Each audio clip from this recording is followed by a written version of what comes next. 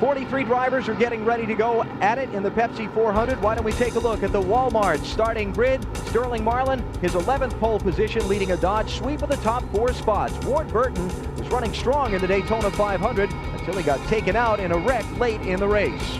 Inside row 3, Jeff Gordon, the leader of the NASCAR Winston Cup point standings. He's won the Pepsi 400 twice.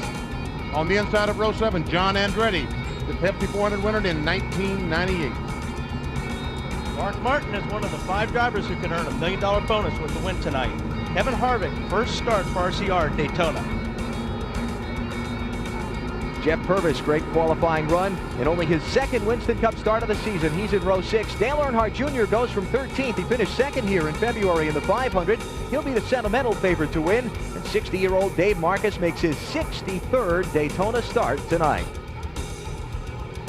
On the outside of row 9, Bill Elliott says his team gave up speed in qualifying for comfort in the race and trying to win the race. Dale Jarrett won this race 2 years ago. He's 2nd in the championship to Jeff Gordon. Ricky Rudd, one of the hottest drivers on the circuit right now. He makes his 50th Daytona start tonight, but he's never won here. Daytona 500 winner Michael starts 22nd. Rusty Wallace back in row number 12 along with Mike Skinner. The 13th row, it's Rockingham winner Steve Park. He has to come from deep in the field along with the 94 Pepsi 400 winner Jimmy Spencer of Pennsylvania. Spencer starting back in row 14. And on the inside of row 15 is Terry Labonte. He's 2-time series championship. He was fast in last night's practice. He'll need to be from that spot. Jeff Burton, the defending winner of this race. Both the Gibbs racing cars will start way back. Bobby Labonte, 33rd, and Tony Stewart in 36th. Now the drivers who got provisional spots to get into the field weren't quick enough to qualify on time. Johnny Benson led this race late last year. He and his teammate Ken Schrader tried to draft through the traffic together from row 19 and row 20. And we look at the rest of those who got in on their points. Mike Wallace back behind the wheel of Jim Smith's Ford Taurus. And Brett Bodine got the final starting spot. He was a nervous man pacing around at the end of qualifying here yesterday. Look at those who failed to qualify. Ron Hornaday and A.J. Foyt's car not here. Buckshot Jones ran really strong in practice, just didn't go when he needed it to in qualifying. He's among the 5 who will watch this race instead of being in it.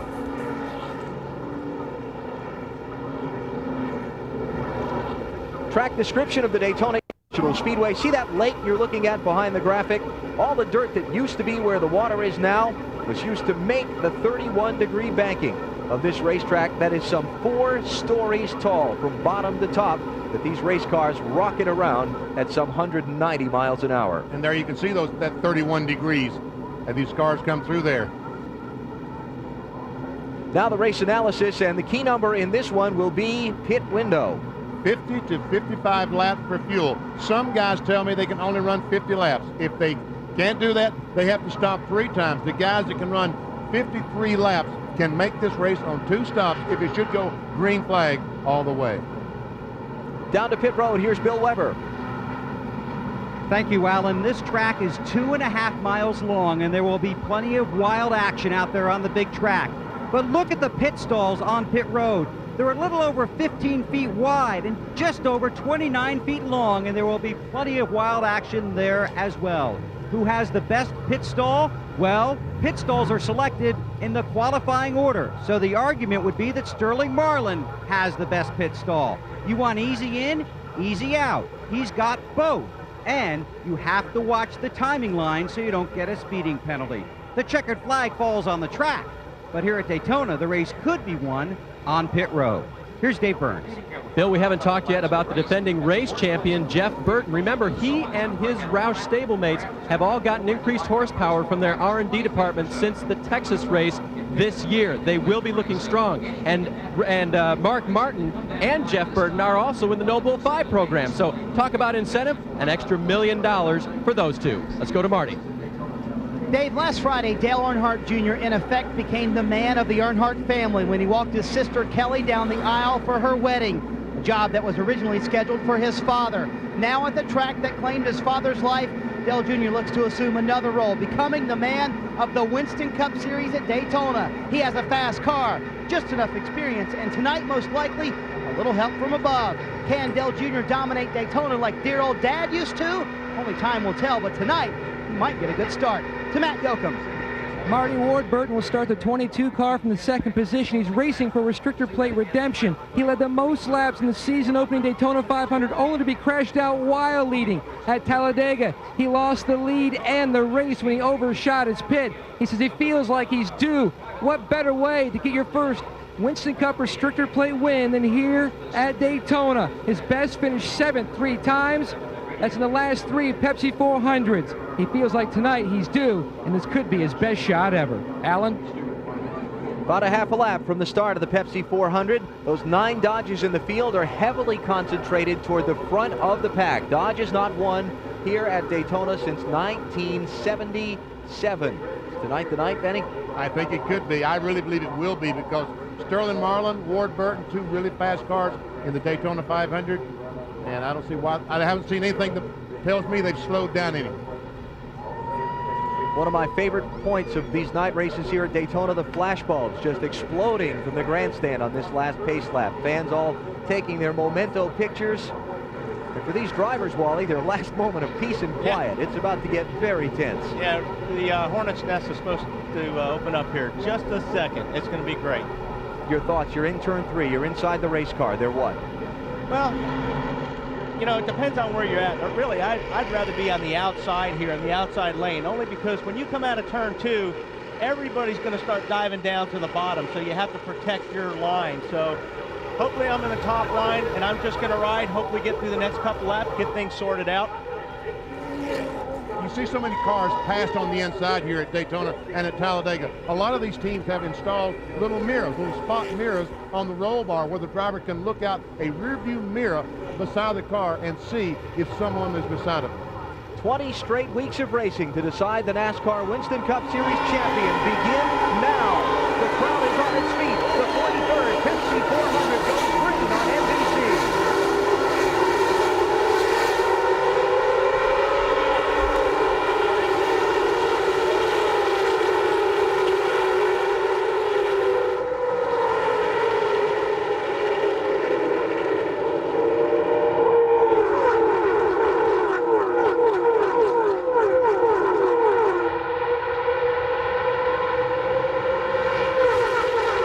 Halfway through the field off the second corner. Mike Skinner saw an opening in the middle and dove 3 wide, trying to pick up some spots. The yellow line on the bottom of the race, the out of bounds line. Think of it like the sideline on the football field. The drivers were told in their pre-race meeting, go below that, you're going to be penalized by NASCAR. And that's really what got us in trouble a lot in past before they made that rule. Because what would happen is guys would go below that line, they would have to get back up on the racetrack, and if there was 3 or 4 abreast there was no room. Ward Burton leads lap 1. Jeff Gordon squeezing underneath Kevin Harvick. Harvick in the white car. On board with Harvick. Joe Nemechek is in the 33 car. His first race back since Richmond in May. He crashed practice with his Busch car at Dover. And has been trying to heal all this time. Casey Atwood in the 19, the young 20-year-old from Nashville, being passed by Sterling Marlin for second. Not so fast. Our colleagues at Fox began a tradition of saluting the memory of Dale Earnhardt with a silent lap 3. We feel it appropriate, and we're proud to carry that tradition on.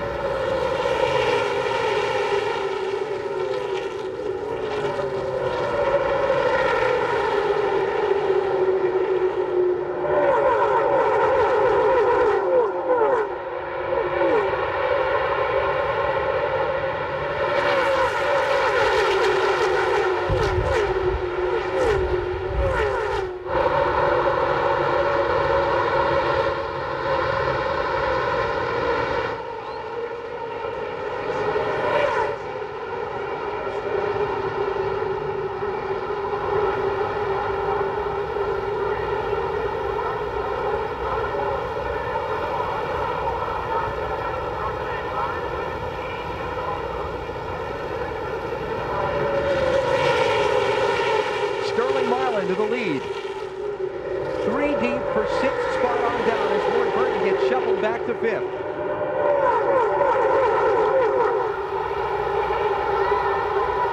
Andy Houston, the rookie, going to the lead on the outside. Aston drafting help with Joe Nemechek and put Houston in front.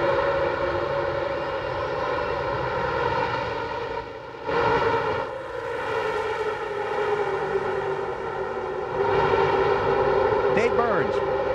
Alan, last night in final practice, they made some changes to the 96 car. Andy said the changes they made, a spring in the right rear and also a sway bar change, helped that car tremendously. And even though he's lost the lead now, expect Andy Houston to handle a very comfortable race car up front all night long.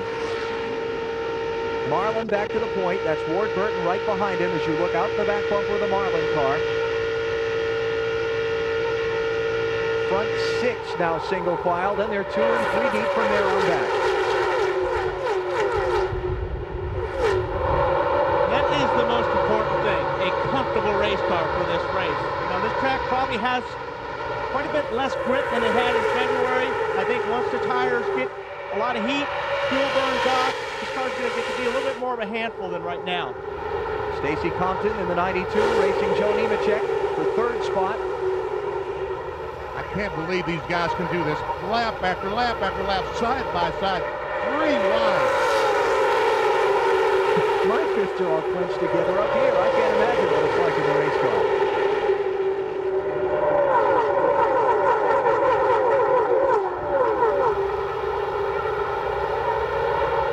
Dodge, dodge, dodge, front 3. Then the Chevrolets of Kevin Harvick and Joe Nemechek. Also Mike Skinner in there in a Chevy. And Mike Skinner started 23rd in that number 31.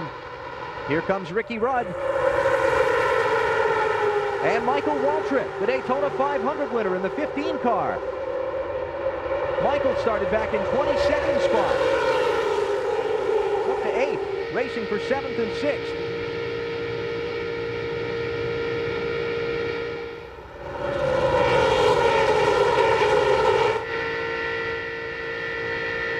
Jeff Gordon.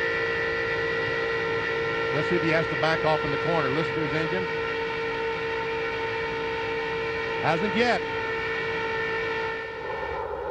And that's what he was working on last night. He told us in coverage of the final practice, he was working on being able to run around the racetrack wide open, never having to crack the front. Waltrip in the 15, Rudd in the 28, Gordon in the 24, trying to advance the inside line by Skinner. That'd be for 5th position.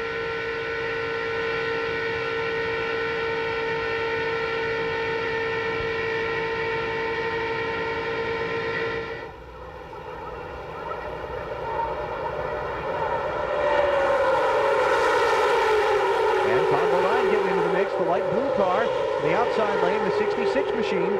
Started in 31st position. We'll see that all night long. Cars coming from the back to the front, shuffling back to the back, coming back to the front. It's one of the exciting things about this kind of racing. Yeah, exciting and sometimes very frustrating, because just when you get up there and you go, all right, I'm going to get with the lead guys, we're going to get in line, and we're going to take off, and all of a sudden they split you and you go right to the back. And it's like that all night long. Leader Sterling Marlin, the silver car. Bobby Labonte and Tony Stewart, the Joe Gibbs cars, both started deep in the field. They're both still running deep in the field. Let's go to Marty Snyder. And Alan, that should be no surprise. I stood with Tony Stewart and Bobby Labonte right before the race. They had a little mini meeting. They said, listen, we're going to drop straight to the back. We're just going to ride there. In fact, they don't want to ride at the back of the pack. They want to ride beyond the back of the pack. They want to be away from the main pack to avoid what they think is going to be a big wreck this evening. Now, they've tried this strategy before, and every time they've tried it, it has backfired. They're hoping it won't backfire tonight. To Matt Yoakum. Marty, Sterling Marlin spotter Lauren Ranier, son of the late Daytona 500 winning car owner Harry Ranier, told Sterling Marlin, drop back, you're getting too far out, try to stay more with the group, you're getting too far out, you're going to give them too much good air to make a run on you. He acknowledged that, said 10-4, and he hit the brakes, slowly backing up to let the 22 suck up on his bumper. To Bill. Well, Dale Jarrett started this race in 19th position. He loves coming to Daytona. He actually likes racing here because he's had so much success. But despite starting 19th, not much success so far tonight. He's reported that his car is a little loose. It's also running hot in traffic. Water temperature 235. Last time by, 32nd from his 19th starting spot. Kevin Harvick just went all the way to scrape the paint off the outside wall to take the lead from Sterling Marlin. Isn't it wonderful to watch these young, brave drivers driving around Daytona and Talladega? And listen to the roar of the fans. This was Dale Earnhardt's car.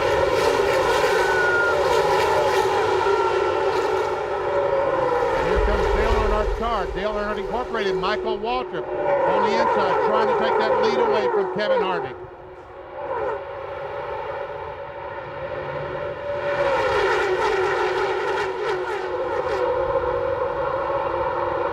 Here's Waltrip, Harvick to block. You know, what Kevin just did, took him out of the line, and he's going to lose a lot of position unless he can squeeze back in line right there. Marlin to the lead, Andy Houston to second, the McDonald's car there. Now Waltrip in third, Todd Bodine goes to fourth, and they're 3 deep from fifth on back. Oh man, oh man.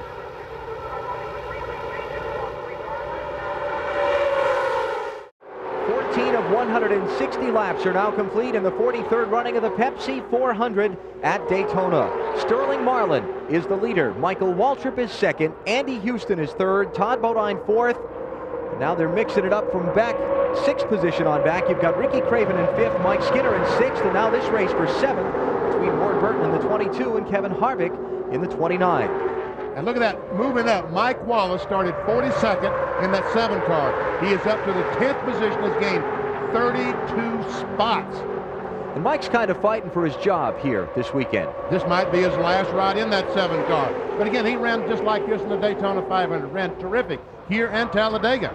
Yeah, Talladega, he started dead last in the field, 43rd, finished 9th. Let's get more on Mike Wallace's race so far from Dave Burns.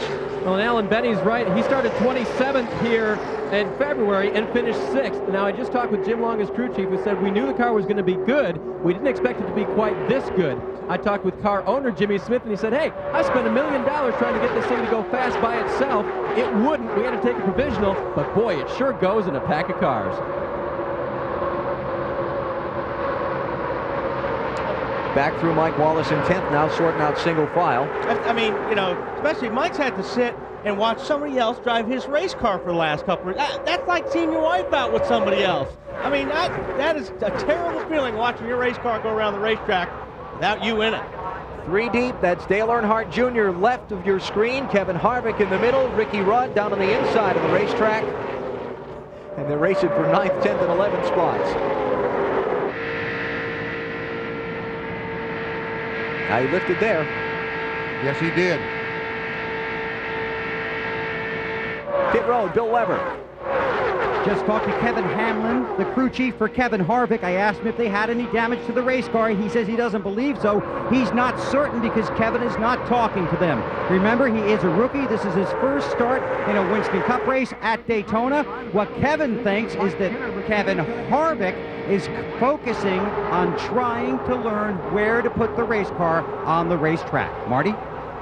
Well, Bill, when Dale Jr. was just in that 3-wide pack, his spotter Ty Norris said either get in front of them or let off and let Harvick go. He wants to get to the front. We don't need to be on the outside being 3 wide. Let's take it easy. We've got a good car that can win the race. Be patient. It's early. Telling a race driver to be patient behind the wheel of his car is an easy thing to do. It's a hard thing to make happen.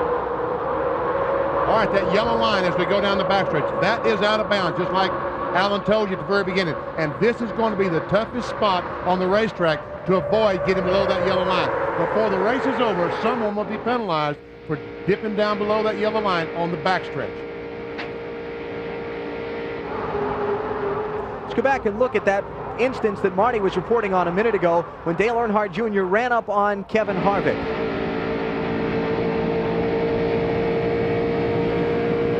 He's pushing him. That's called a bump draft. You bump them a little bit and get them moving. And believe it or not, the cars run a little faster bumping at 190 miles per hour. Now you could hear the engine note pick up a little bit as he gained a little speed when Earnhardt Jr. hit him, and then drop off a little bit when Jr. pulled out from behind him.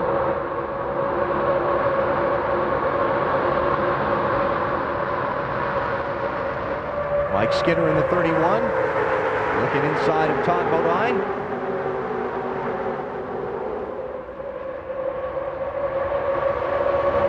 Had a report a little earlier that Jeff Purvis's car was maybe overheating some. 51 machine is back to 24th spot now. He started in 11th.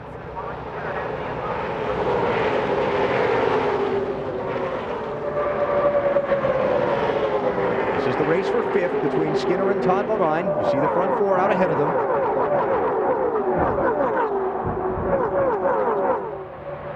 Third place, side by side. Ward Burton up top, Andy Houston down low. Now that to me, if you had about 5 or 6 veterans up front, they would stay in line and try to break away from the rest of the pack. But we got some guys up there that are rookies and not familiar with it. They want to lead, and that's keeping that pack behind them up close to the leaders. I love it. I love to watch these guys pass each other. We come back to Daytona in the Pepsi 400 as Michael Waltrip makes a bid for the lead on Sterling Marlin. With help from Mike Skinner. Skinner pulled up behind that Chevrolet, and to the front they went. And look at Sterling Marlin. They're all on the inside. He's lost 2, 3, 4, 5 spots. Sterling Marlin has led the last 13 laps of the race. I think everybody's got the idea he's got a very strong car. He's waving his arm. He's waving his arm. Waving his hand inside the car. He's got something wrong. Man, he can get run off. That one right behind you. His teammate Jason left from the 01 car.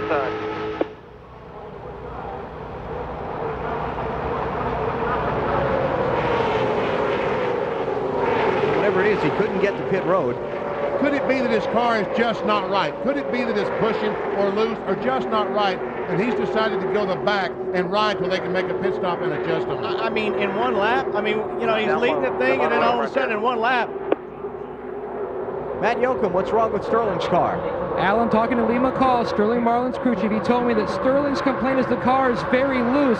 He's going to try to drop back like a number of the other competitors and just ride in the back until the first round of pit stops, somewhere along lap 52 to 55 to work on this race car. No need to chance anything right now because they have a very stout piece.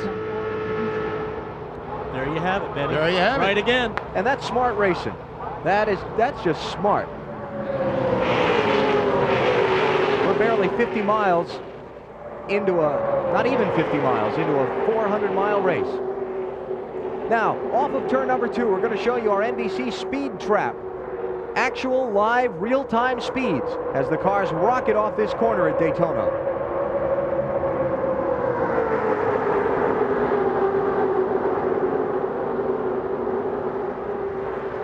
Steve Park, fastest.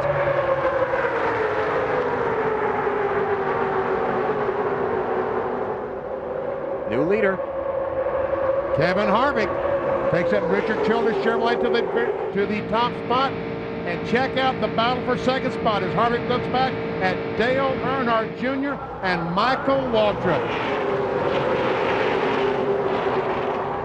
The 8 and the 15, the 2 cars that battle for the victory in the Daytona 500. Ricky Rudd, first Ford in the order, in the 28.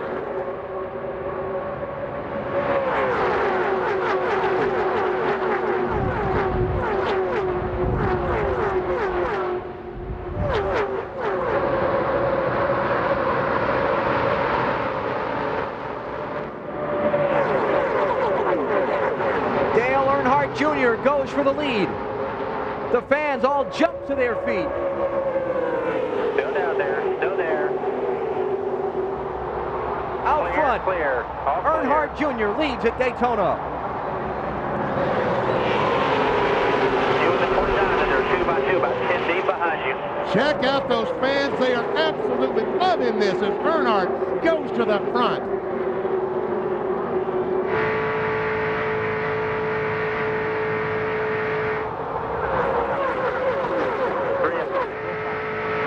We've talked all throughout the week what the young man's state of mind must be coming back here. And we've talked about people going about business as usual.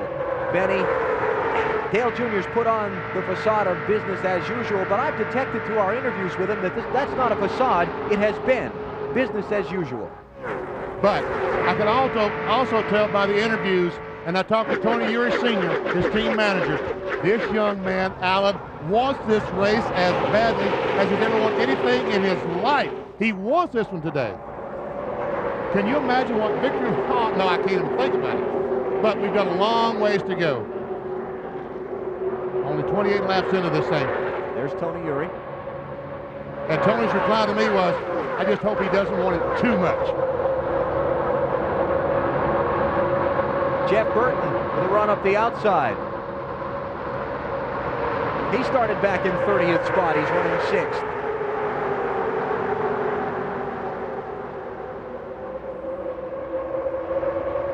And there's Mike Wallace hanging on that trio of Chevrolets, a 7 car in 4th spot. That'd be hard to fire your driver if he finished 4th, wouldn't it? Yeah, I think that'd be pretty difficult.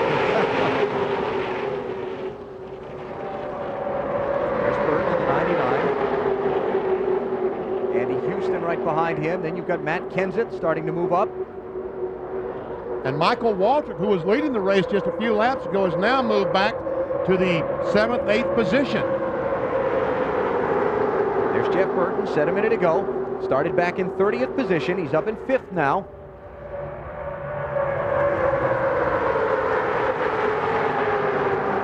And that's another driver that told me today before the race, that's what he worked on last night in final practice. Get in the car where he would handle, where he could drive through the corners without backing off the accelerator. Jeff, it looks like it's working pretty good so far. The orange dot on the windshield designed to signify the 5 drivers who are running for the extra $1 million bonus, the Winston Noble 5 bonus. They were the top 5 finishers in the Coca-Cola 600 at Charlotte Memorial Weekend. If one of those drivers wins the race tonight, they get a $1 million bonus from the series sponsor, plus a fan in the consumer contest also gets $1 million. Marty Snyder has more on Dale Earnhardt Jr.'s race. And Alan, so far he's been very calm on the radio. The only thing that he has said at Ty Norris's request, his spotter, is that the oil is at 230, the water's at 190. Very patient right now. He is leading the race. Now, the one thing that has started down here is pit strategy. Danny Lawrence, the engine builder for what used to be Dale Earnhardt's team, now Kevin Harvick's team, came down here. They're trying to plan when they're going to pit. The problem for Dale Jr.'s team is that they can only go about 50 laps on this first run. Most of the other teams can go about 55 laps on this first run. So Dale Jr. will probably come down pit road with Bobby Hamilton's team, even though Bobby's running way in the back of the pack because they are pitted right beside each other. Back up to Allen. Bobby Hamilton running in 35th position after 31 of 160 laps. NASCAR on NBC comes your way from Daytona International Speedway with live coverage of the Pepsi 400. Dale Earnhardt Jr. is out in front, 7 lead changes already in the opening 35 laps of this race. I think we're going to see a lot of spinning wrenches on these Dodges when they come in, Benny. I think a lot of the cars are loose. Watching the last practice last night, I saw a lot of loose race cars, but it seems like the Dodges are suffering the most right now. Right now, the best Dodge is in 12th position. Oh, no, let's go back to about the 13th position. John Andretti in the Hamburger Helper Dodge, the best Dodge. And remember, the first 4 qualifiers were Dodges. And in fact, 5 of the top 10 were Dodges. And now, as you said, Benny, Andretti in 13th is the best. Couple of Dodges riding around at the back of the field. Bill Elliott is in 43rd. He's last in the order. Let's go to Matt Yoakum. And down here in Ward Burton's pit, I spoke with crew chief Tommy Baldwin Jr. He says the car is just very loose in the center of the corner. They're going to adjust this race car somewhere around lap 51 with air pressure. He said they've been fighting loose all during happy hour. They went into the race trying to adjust on that. Also, Lee McCall says his car is still very loose. Both cars have dropped outside of the top 19. Sterling just now moved up to 18, but both cars fighting loose conditions early on. And you saw the picture of Bill Elliott. There's Casey Atwood with the green bumper, and look how far back to his team car, Elliott. I mean, Elliott is in a lot of trouble. If I'm loose here, I want you to put some bite in the car. I don't know if tire pressure is going to be enough, but especially, you know, in traffic like you are with these cars, I think I'd be looking for some bite. Casey Atwood started 4th. He's right in front of Bill Elliott in 42nd. Compton started 3rd. He's in 37th. And Ward back in 33rd. We can account for the front 2 rows. Jeff Burton had moved up, well up into the field from 30th spot. Now he's getting shuffled. He's just dropped 6 positions in that last lap, back to 12th spot. There and had to get out of the throttle. There's another car that's loose. We're gonna put a pound in the right rear. Looking inside, just one of them. Coming hard though. Better take a pound out of the right rear, Frankie. He's loose. When you add air pressure to these tires or reduce air pressure, you make that tire, by putting more air pressure in it, you make the tire stronger. And that changes the chassis. If you take air pressure out of the tire, you make that tire weaker, and therefore making the car a little bit tighter changes the chassis as well. Mike Skinner going for 3rd inside of Mike Wallace. Skinner in the 31, Wallace in the 7. That's Matt Kenseth riding the top side right behind him. I talked to Mike after practice, and after I said, man, it was the beginning of practice, last practice last night. Was your car that loose? He said, yeah, it was. They made some adjustments right there before the end of practice, and he was really happy with the car. He's in the wrong line right now, though. There is no line there. And not even a choice of his own. Got to have somebody behind you helping you push through the air, or you're going to lose a lot of position. Skinner was racing for 3rd a minute ago. He finally has some help. Someone pulls up behind him. That's Kenny Schrader in the 36 car. He's racing for 8th now, Skinner is. Schrader, he started back in 39th position. Down for second. Oh, man, that's threading it right there, buddy. Mike Wallace squeezing in front of Harvick, now jumping in line behind Kenseth and in front of Kurt Busch. Harvick now is in the wrong spot on the racetrack. Mark Martin going by. Onboard camera with Mark. This is one of his better runs at Daytona in a good while. 3 wide in front of him. You know, Mark's one of those guys, when I run here, it seems like I always try to run with the guys I'm comfortable with running, that you know you can just get on their bumper and they're going to take you to the front. And I always look for guys like Mark, Ricky Rudd, Sterling. These guys are the guys you can count on when you come to restrictor plate races. Terry Labonte, another one. You know you can really trust these guys on getting you through the field.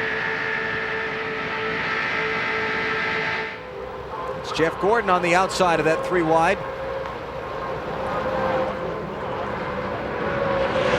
This is not where you want to be, where the 7 car is if you're loose right now. You're in the middle, and you had Skinner right on your tail. And boy, it is tough getting through the corners if you're loose like that because you've got nowhere to go.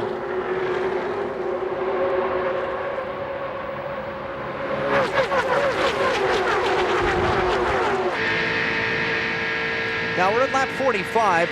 They'll complete 46 when they come around next time, about lap 50. With no caution flag between here and there, we'll start to see drivers dropping onto pit road for important green flag stops. An update on Dale Earnhardt Jr., the leader's strategy at this point, from Marty. Well, again, Alan, they do not have as good a fuel mileage as most other teams do, so they will pit on lap 50 along with Bobby Hamilton and Joe Nemechek. That has been worked out, although Hamilton's at the back of the pack. They do need a drafting partner, so they are going to come a little bit early. Junior's biggest problem right now is that when he goes full throttle, he starts to pull away from everybody. And we heard Matt Yoakum earlier say that when you pull away from everybody, that allows them to get a run on you. So Junior's not even full throttle right now when he's leading the pack. We're already past the 1/4 point of the Pepsi 400. We're at 49 laps out of 160 and getting ready for a round of pit stops. Yeah, right now I'm listening to my crew saying, okay, we're going to pit in 4, pit in 5. My chief mechanic is talking to the spotter. Hey, ask so-and-so when he's coming, because we all want to come in together, at least with the group you're running with. Those are the spotters up on the roof watching their car and trying to help their driver with trouble ahead of him on the racetrack. And assorted other functions. And assorted other functions, as a matter of fact, trying to keep them out of trouble letting them know when they can come off the corner and drift back up into the groove. Here's the Here comes leader. Junior. Dale Earnhardt Jr. ducks for pit road. The stop will come at lap 50. Wow. Somebody's way hard on the brakes coming in there. Jeff Purvis Yep. was the one who lit up the brakes. He would need new tires after that. Marty Snyder will cover Dale Earnhardt Jr.'s pit stop for us. And Dale Jr. comes down pit road. He is one of only 3 drivers to finish top 10 in both of the restrictor plate races so far this year. He says the car is just a hair tight. He originally wanted no adjustments, but then he called for a last-second adjustment, quarter pound out of the right rear. That's a very small adjustment. He wants to be a little looser off the turns. Dale Jr. back out on the track. Let's go to Matt Yoakum. Big Ed Watkins, the jack man for Casey Atwood, drops the jack. He's down and away. Air pressure. He was very loose. His teammate, Bill Elliott's also in. He's also complaining about a loose condition, as is the Dodge in the 92 of Stacy Compton. Compton very slow coming to pit road. He was well off the gas in turn 3, so perhaps a further problem there. Here's Johnny Benson on the pit lane. Jeremy Mayfield's in, Rick Mast is in, Ken Schrader's been in. I'll tell you what, and these guys that strategy-wise were in the back, Benny, I think that's going to hurt them because they're going to come out and they're going to lose that lead draft. Bill Weber. Stacy Compton on pit road. His car's been all over the track, loose and tight. They had to get an adjustment to try and fix the handle, but the biggest thing here is that he ran out of fuel on the track. Now he's sitting here. They're going to have to push him to get him started. Compton out of fuel on pit road. Another whole charge coming off of turn 4, down toward the pit lane. Compton gets it running. What they were squirting in the air cleaner, in the air intake, was ether. Something that's kind of like gas. They're spraying in there in aerosol form. They can spray in there. Dave Burns. Mike Wallace is in now. They don't make any chassis adjustments, just 4 tires and fuel for Wallace. He said the car is pretty good. The only thing they've told him is to keep the radiator fan on when you're behind other cars. They're going to pull a tearaway off the windshield, and Wallace is out of here. Let's go to pit. Ricky Rudd getting 4 tires and fuel. Originally wanted to pit with the 29, but couldn't do that because the 29 was ahead of them on the track, behind them on pit road. They would have had to work their way around them. Ricky Craven had trouble getting to his pit stall. He overshot it. Yep, big time. And here comes all the other. Oh, Todd Bodine almost ran in the back of the 17 of Matt Kenseth. Kenseth, Kurt Busch, Mike Skinner, Mark Martin, Kevin Harvick, Sterling Marlin, Jeff Burton, Dale Jarrett is in, Ward Burton's in, and the Gibbs cars, Bobby Labonte and Tony Stewart. We go to Matt Yoakum. Mark Martin already comes to a stop in his pit box. He was complaining of a tight condition. They made an air pressure adjustment in the right front, an air pressure adjustment in the right rear. Front tire changer Robert Benfield has kidney stones. He's okay, but they've got Todd Ziegler standing by. The left side's come out. Let's go to Bill Weber. 4 tires and fuel. Kevin Harvick's first pit stop in a Winston Cup car in a race at Daytona.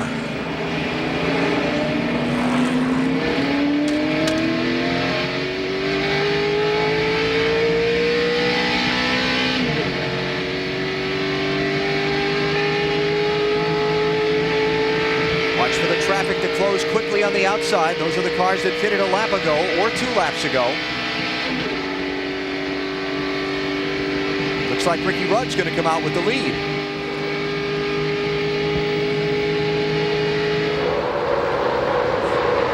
Harvick still trying to get his car up to speed. Check that. It looks like Steve Park will get away from pit road first. Well, now let's just find out. They're all still trying to get up to speed. I think maybe Matt Kenseth might be the leader of this little event. There we go. Kenseth leads, Kurt Busch second, Todd Bodine third, Mike Skinner fourth, Dale Earnhardt Jr. fifth, then Rudd, Park, Rusty Wallace, Ken Schrader, and Jeff Gordon, your top 10. And look at Junior go by Kenseth. What in the world was that all about? And Kenseth was leading the last time by, so something is wrong with the 17 car. Sound outside.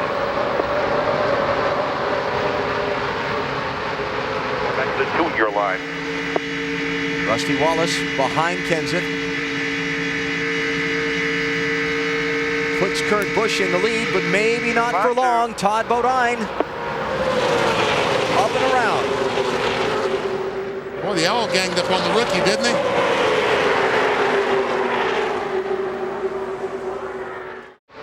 New leader in the Pepsi 400. Dale Earnhardt Jr. has reestablished himself out in front. It's Mike Skinner second, Ricky Rudd third, Steve Park fourth, and now Todd Bodine tries to take fifth away from Kurt Busch. Here's our Coors pit summary. Well, Earnhardt Jr. didn't come out of the pits first, but he now is first. He came out and quickly passed some cars. Kenseth was the leader off the pit stop, but he's been very rapidly shuffled back tonight. We'll try and get a report from pit road on what happened to him there. You see Kevin Harvick dropped to 16th. We watched him have a lot of trouble getting up to full speed. Yeah, that's tough here. It's tough that, you know, when you come in for a pit stop, it's tough not to spin your tires and get a good run off a pit lane.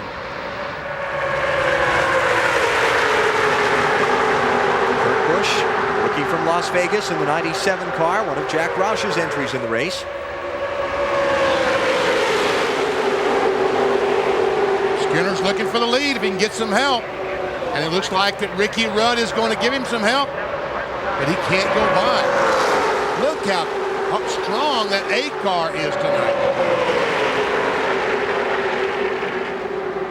He pulled out with help and didn't go by. But, you know, we saw Sterling like that earlier. But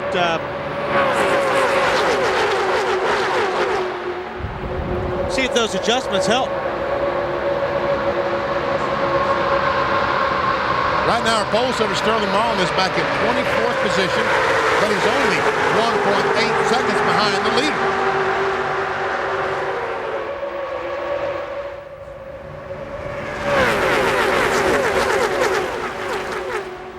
We talked about Ricky Craven overshooting his pit when he came onto pit road a moment ago. Let's go back and take a look. That's Craven in the orange 32 car. Well, he had a little help by the looks of it. He's already passed it, though. The 33 car got in the back of it. And basically, unless they get a yellow, that whole deal right there, you completely lost the draft, and now all you're hoping is that you'll get a caution so you can catch back up. We have been caution-free so far. We're at 60 laps complete. That's 150 miles. Rusty Wallace racing Kurt Busch. That'll be for 5th spot. Wallace in the 2.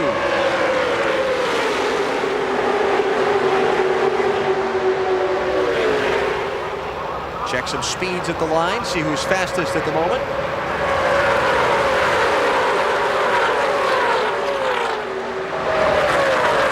They're all about the same speed, but Earnhardt Jr. was in fact the quickest.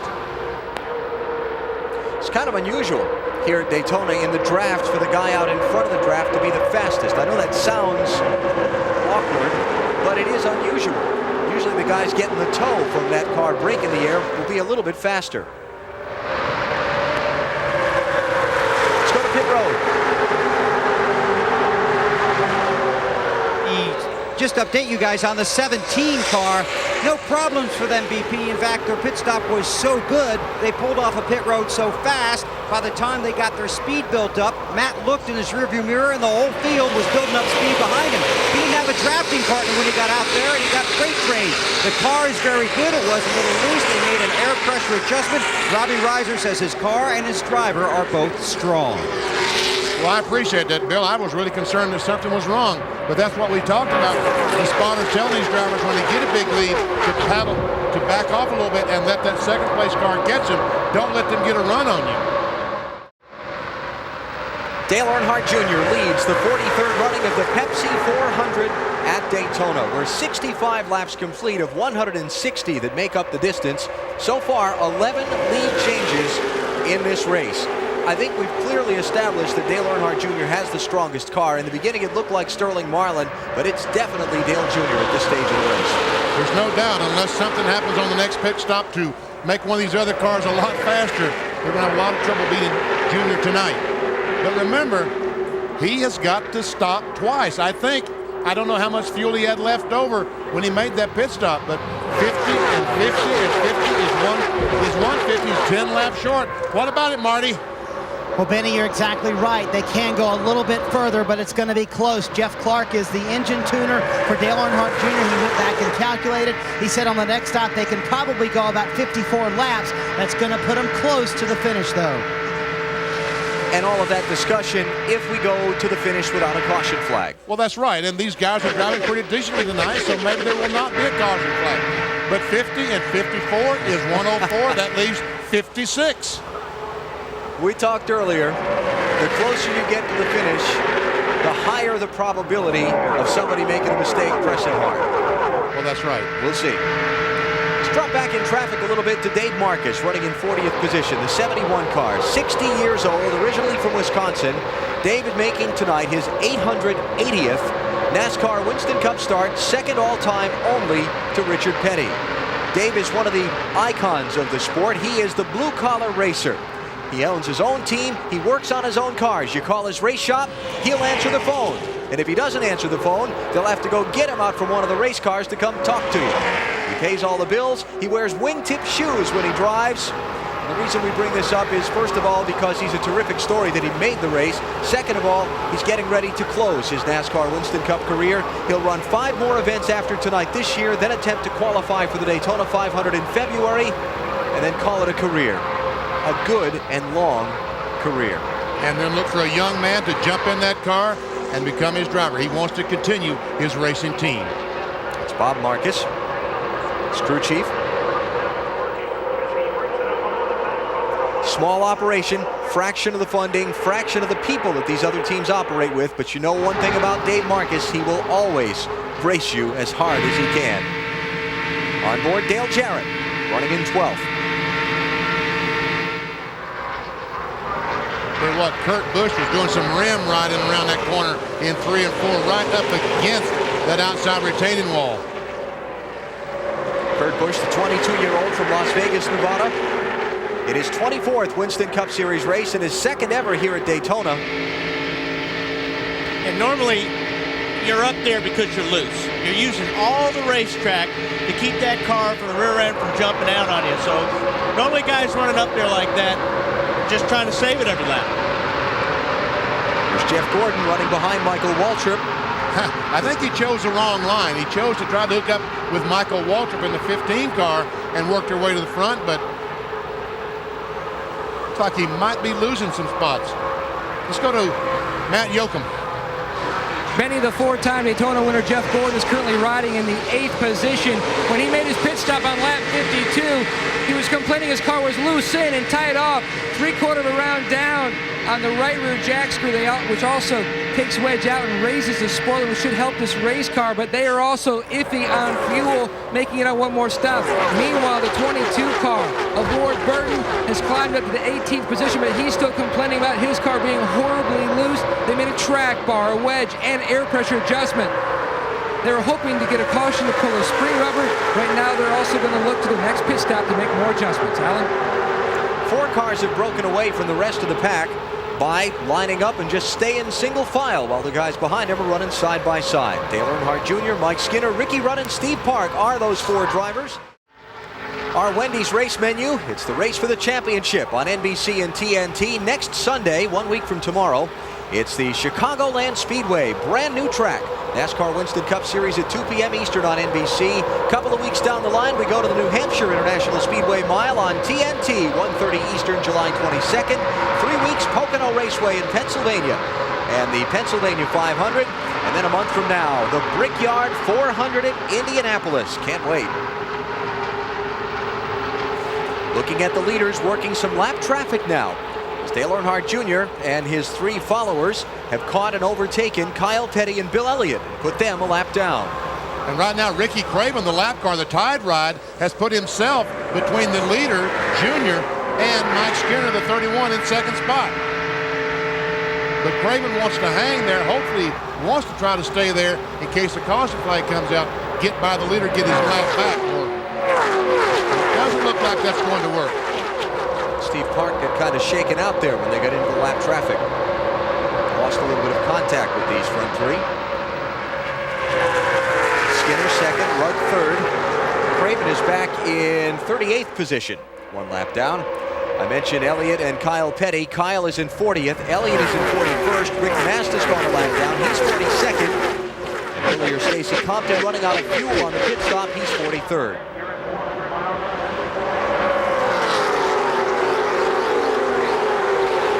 Look at this. Oh, That's back for 10th spot on down. Todd Bodine. 24 car of Jeff Gordon. There to see Mark Martin, Matt Kenseth, and Dale Jarrett. Haven't talked much about Dale so far tonight. Second in the NASCAR Winston Cup Championship coming in. We look from Jeff Gordon back to Matt Kenseth. Dale's one of those guys that sneaks up on you, though. You'll never see him, and then all of a sudden, 10 laps to go, he's there. He's in front of you. You say, how do you do that? Yeah.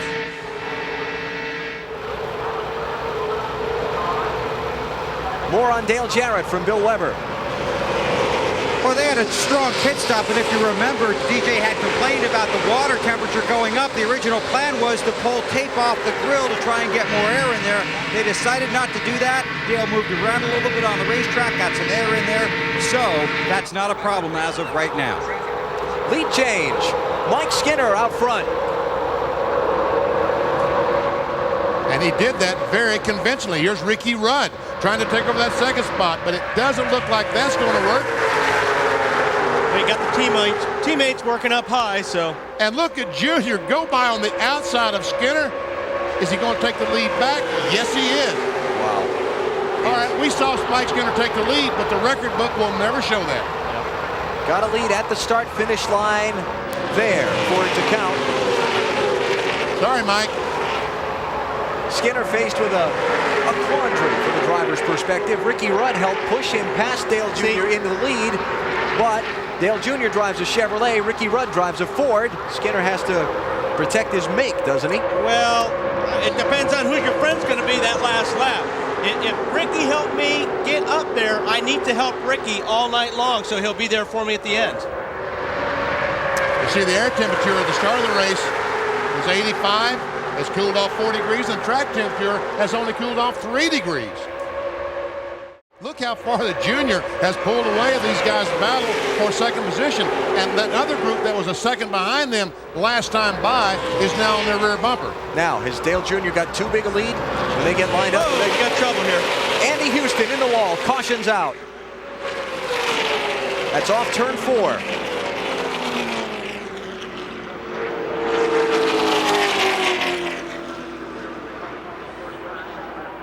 Grinding to a stop. Houston led the race earlier.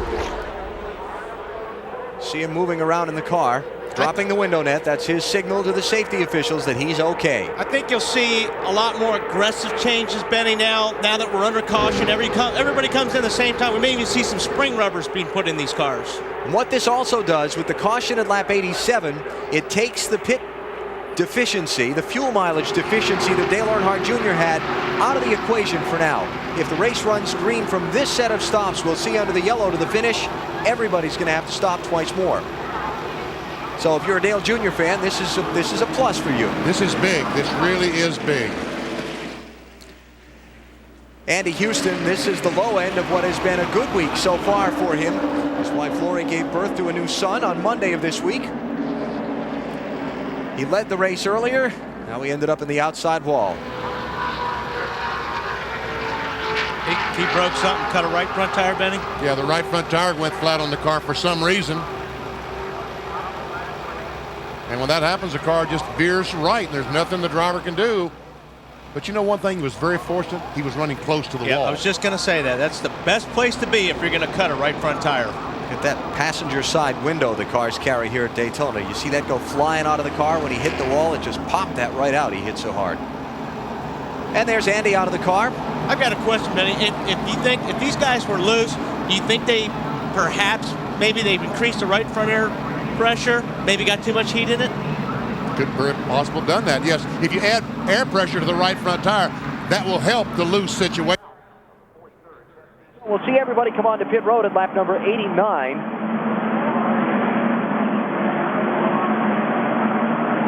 And And this caution flag, probably a big break for some of those drivers that had gotten shaken out of the draft, like, Bobby Labonte and Tony Stewart. Casey Atwood were pretty well back, but it's a horrible break for Ricky Craven and Bill Elliott and those drivers who got overtaken by the leaders and didn't get a chance to maybe get it back on a cycle of green flag stops. They're trapped a lap down, and it's probably going to be that way the rest of the night. So, here we go. Earnhardt Jr., Michael Waltrip, Steve Park, Mike Skinner, Mike Wallace will be the top 5 coming on to pit road. Let's go to Dave Burns. And Ken Schrader will come in. He was running great out there. No changes anticipated other than air pressure for Ken at this point. And Newton Moore has this thing cranked up. They spent time in the wind tunnel earlier this year to try to get this right. Let's go to Bill Weber. Michael Waltrip slid through his pit stall. He has to back up, and now the whole stop will have to start over. It's still supposed to be 4 tires and loosen them up a little bit with a track bar adjustment. Let's go to Marty. Dale Earnhardt Jr. is in. He clearly had the best car on that run, and he was not happy with it. A little loose off he was. They made a half pound out of or into the left rear, and they will win the race off pit road. Rusty Wallace looked like a dirt truck. Oh, man. 31 car had to back up out of his pit, and 15 car just about hit him. Mike Skinner and Michael Waltrip. Bill Weber. Well, Michael Waltrip obviously came down pit road hot. He just said something about his brake pedal on the radio, but what happened is he slid through his stall into Skinner's stall, so when Skinner got here, there was no place for him to go. Then when Michael was ready to leave, he had to pull out around Skinner's car. Skinner's car was ready to leave. He had to pull out around Skinner's car. Skinner's car wasn't in his stall. That made all kinds of traffic. I saw Jeremy Mayfield shoot through the grass. Remember, 2.5 miles on the track, but just 15 feet wide, 29 feet long on these pit stalls. When they pit under caution, it's a very hectic place.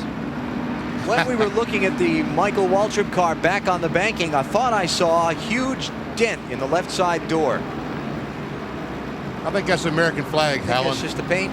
Yeah, I think it's the paint. Yeah. Optical delusion? Yes.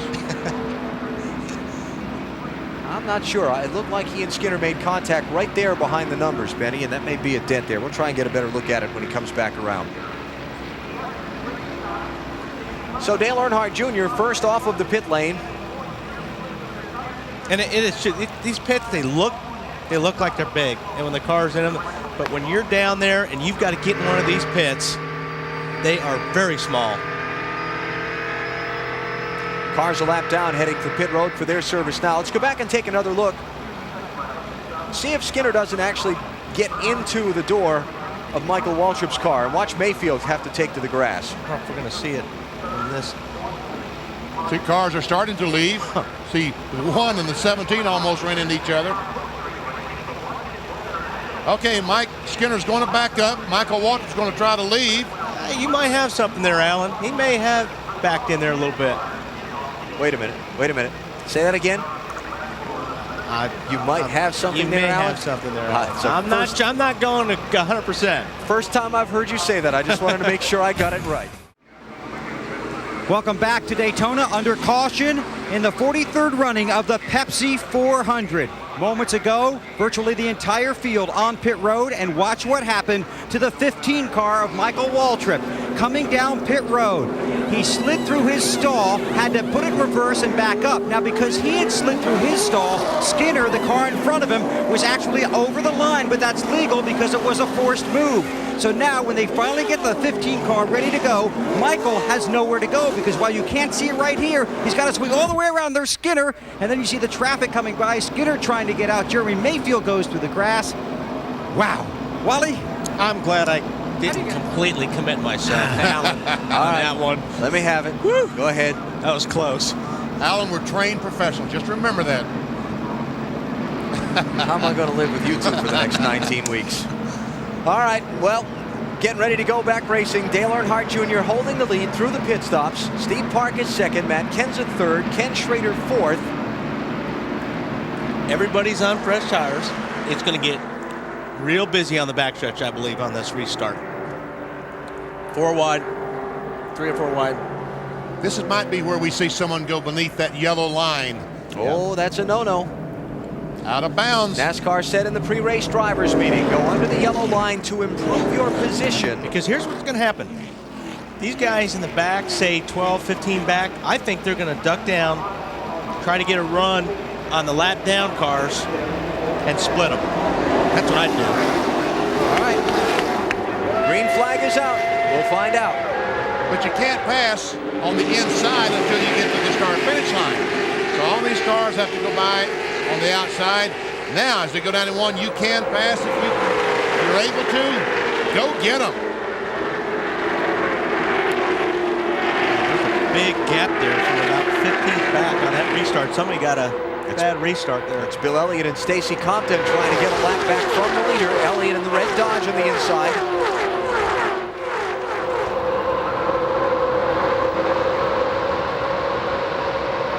Doesn't look like that's going to work tonight. Not the way Dale Jr.'s running. No. And because somebody missed a shift or something in the middle of that pack, that took away your big charge? I think so. Sterling dropped back about 6 or 7 car lengths there. Somebody bottomed out really bad up there in fourth. Big shower sponge. Mountain Dew pit summary. Look at Matt Kenseth. Once again, a great pit stop by Robbie Rouser and that DeWalt team. 8th, comes out 3rd. Schrader picks up a couple and Harvick picks up a couple. Only caution of the race brought out when Andy Houston hit the wall in turn 4 a short while ago. Let's hear from him. Alan, new father Andy Houston has just called new mama Lori to tell her that he's okay. Andy, what did happen out there? Cut a right front tire down on the McDonald's Ford. We had a really good race car. We ran up front early. It seemed like the longer we ran, the tighter the car got.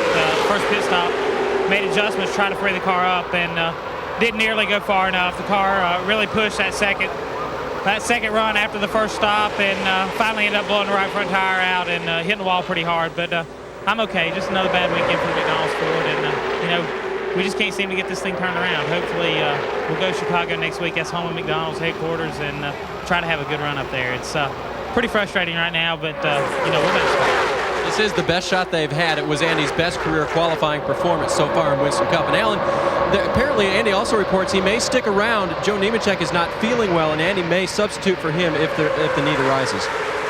Joe Nemechek is making his first start in some 6 races. He had a hard testing crash at Dover, which he broke his elbow and had assorted other injuries. This is his first race back, so maybe those injuries still feeling the after effects of. Into the race for second here, Matt Kenseth and Steve Park. Kenseth in the 17, Park in the 1. Got Ken Schrader behind Kenseth. 31 car went from 23rd for the lead. Kenseth outside of Dale Earnhardt Jr. Side by side. Now we'll see how strong Junior's car is. Yes, and look at all these cars behind him just clawing for position. We see Schrader literally pushing Kenseth down the straightaway, trying to bump him in front of the 8 car. Opening laps of the race, Sterling Marlin had the strongest car, dropped back into the field till he could get a couple of pit stops for the crew to adjust the car.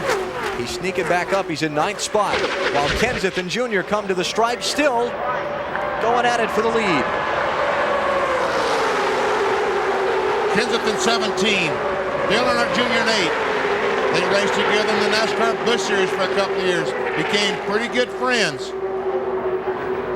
but not friends enough to give the other one the victory. 170,000 seats at Daytona. They're all empty. Everybody's on their feet.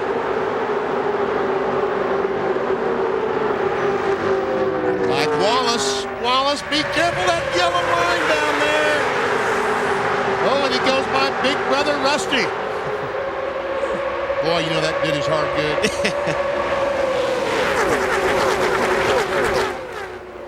Kenseth could not make the pass happen.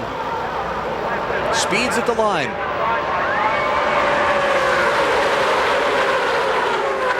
Now that's more like it. The car's back in the draft, getting towed along a little bit faster. That's what we expect to see. 250 miles will be complete as they cross the start-finish line this time in the 43rd Pepsi 400. Dale Earnhardt Jr. is the leader.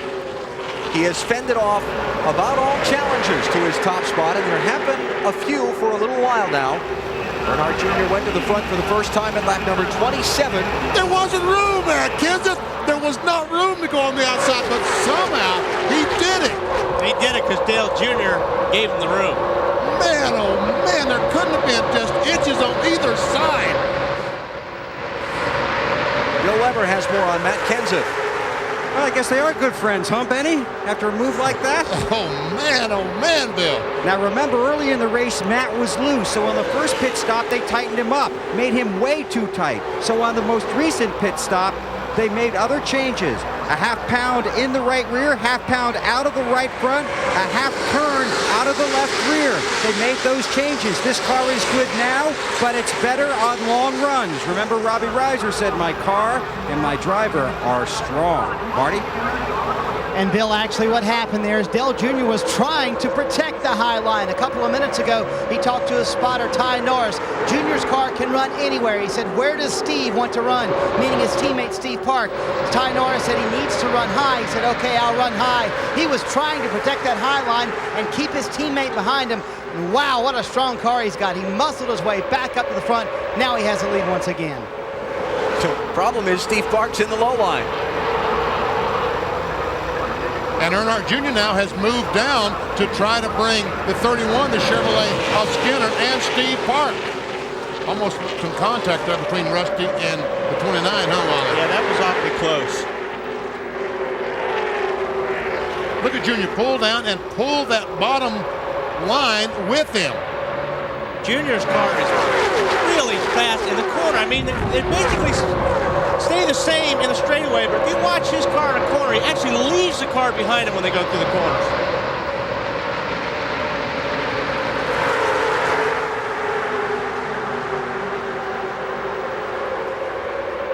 Here's our Dodge race fact.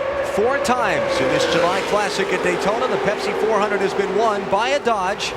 1977 was the last one. The King, Richard Petty, was behind the wheel of that car. We have a second retiree from the race. Jeff Purvis has taken his car to the garage.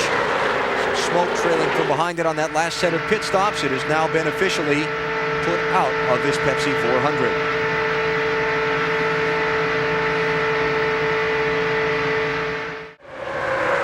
Here's our Napa Field summary. Sterling Marlin dominant early, then Dale Earnhardt Jr. dominant since. Only one caution flag. That when Andy Houston hit the wall back at lap number 88. Houston and Jeff Purvis, the 2 drivers out of the race. Steve Park was 3rd last lap, and he was desperately trying to get in the same line as the 8 car and got shuffled out and dropped back to 16th. In one lap. In one lap. Man, I blinked and I missed that. And you're the driver behind the wheel, and you're trying not to rip the steering wheel right out of the car, right? That's the frustration part I talked about during the telecast. 35 cars on the lead lap now. The only cars that are not on the lead lap are Ricky Craven, Dave Marcus, Stacy Compton, Bill Elliott, Kyle Petty, and Rick Mast. They all fell way behind on a set of green flag pit stops where they lost the draft, and then the leaders overtook them, and then the caution came out. Everybody else besides those drivers and Purvis and Houston, who are out of the race, still in the hunt, basically. Mike Skinner is really giving that 31 car a great run tonight as well.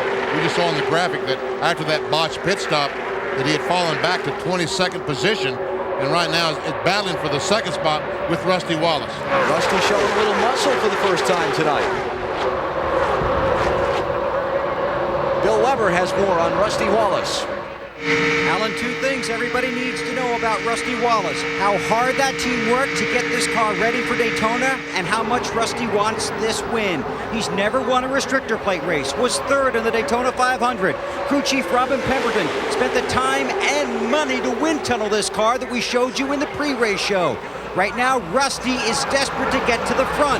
He wanted to be able to run up high on the racetrack, so they made that change last time. But the track keeps changing. First it's up high, then it's down low. Robin said, really, it's just like I told you after practice. There's no one guy out there yet, except Dale Jr. What's that about the third or fourth guy, Mike Skinner, that's gone up to try and take the lead away from Dale Jr., and each time he seems to find a way to keep it out front. He's making all the right moves. He is inspired. Yes, he is. It looks like Rusty Wallace is going to get by Skinner to take over that second position.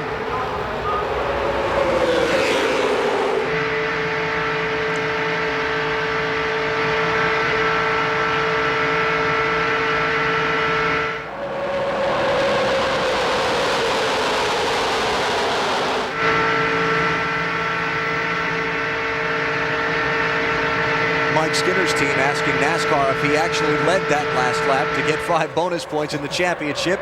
Answer came back negative. I checked the monitor when they went by. It was a very, very close finish to the line, and the monitor said that Dale Jr. had led that lap. 3 deep. Yep. That's Ken Schrader up the outside. There's Jeff Gordon down on the inside.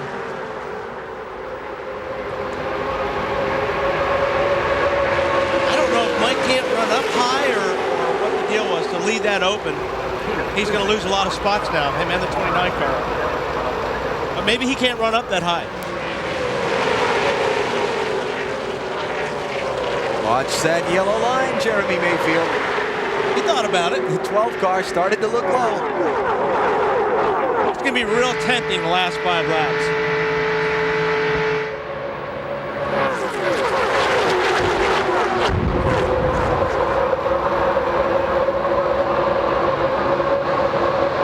Finally got back in line. Here comes Rusty Wallace. Oh, he opens up the outside a little bit, and Schrader just drives up on the outside. Along with Matt Kenseth. Junior goes up to block that. Outside only. That Junior can just go from the bottom to the top. He handles any place in the corner. He's having to work real hard to figure out which line to stay in now. Dale Jr. is. He's looking in his mirror as much as he's looking out the windshield. Here's a Craftsman Truck Series update. This was earlier today at the new Kansas Speedway. How about Ricky Hendrick, son of the Winston Cup champion many times now? Team owner Rick Hendrick got his first win in the Truck Series. Congratulations, Ricky. I know your dad and your grandpop is just as thrilled as they can be. And how about John Wood in 4th spot? That's Eddie Wood's son. Next 20 years old. Yeah, next generation of the Wood brothers coming along. This one behind the wheel. Rusty Wallace running second.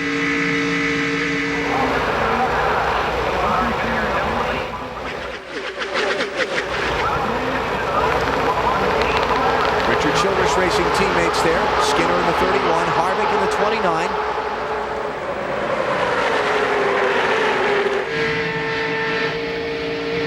And Mark Martin starting to move back into the picture. The Pepsi 400 from Daytona International Speedway. Under green at lap 116 of 160. It has been Dale Earnhardt Jr.'s night so far. Here's our Home Depot track fact. The lighting system installed here at Daytona, 1998. Enough to illuminate a 2-lane street from Daytona Beach to Muscatine, Iowa. Here's your knowledge tester, Benny. Muscatine, Iowa, significant in that trivia fact for what? It's the name. It's the hometown of the company that installed the lighting system, Musco. There you go. Very good. That was too easy. I knew I wouldn't catch you out on that one. Look at this. Look on the inside. Oh, he almost ran down to the yellow line. Sterling Marlin, the pole sitter in that Dodge, trying to work his way back to the front. Last time by was in about the 7th position. Sterling led 2 times for 20 laps early in the event, then dropped way back in the field with an ill-handling car. Like somebody was smoking off that second corner.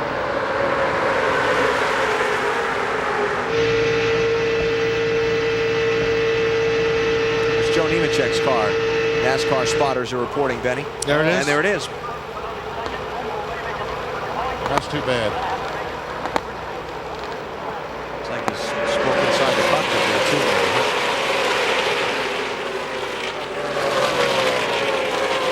Oh, I see he's hit the wall. Well, that'll do it. Yes, that was tire smoke we were seeing. Yeah, right back here you see the bumper. The rear part of the bumper's hanging out. Right there. I tried. You were one of those kids that couldn't color. Oh, that was lines, terrible. huh? That was terrible. Yeah.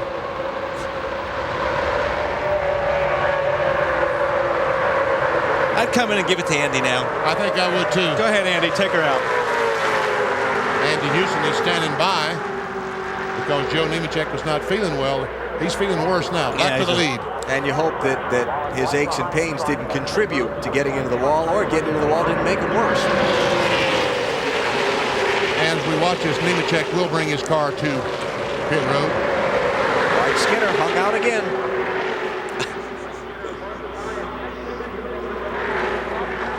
A lot of rumors around Skinner concerning his future in this 31 car, that maybe Richard Childress might be considering a change. Nothing confirmed there, but certainly external pressure on Skinner with all the speculation around to have some good performances. Let's get an update on Joe Nemechek from Dave Burns. Well, Alan, they didn't do much. They put on 2 right side tires and told him not to speed, and didn't lift the hood, didn't do anything else. In fact, I'm going to go take a look. There is fluid down there. Can't quite tell what it is. Yeah, not sure what it is, guys. We'll check on it and see if there's anything really wrong with the car. They know they can make it to the end now on fuel, though. This pack is going to overtake him off of turn 2 and onto the backstretch. Well, he might be able to blend in. I don't think so. No. First instinct was right.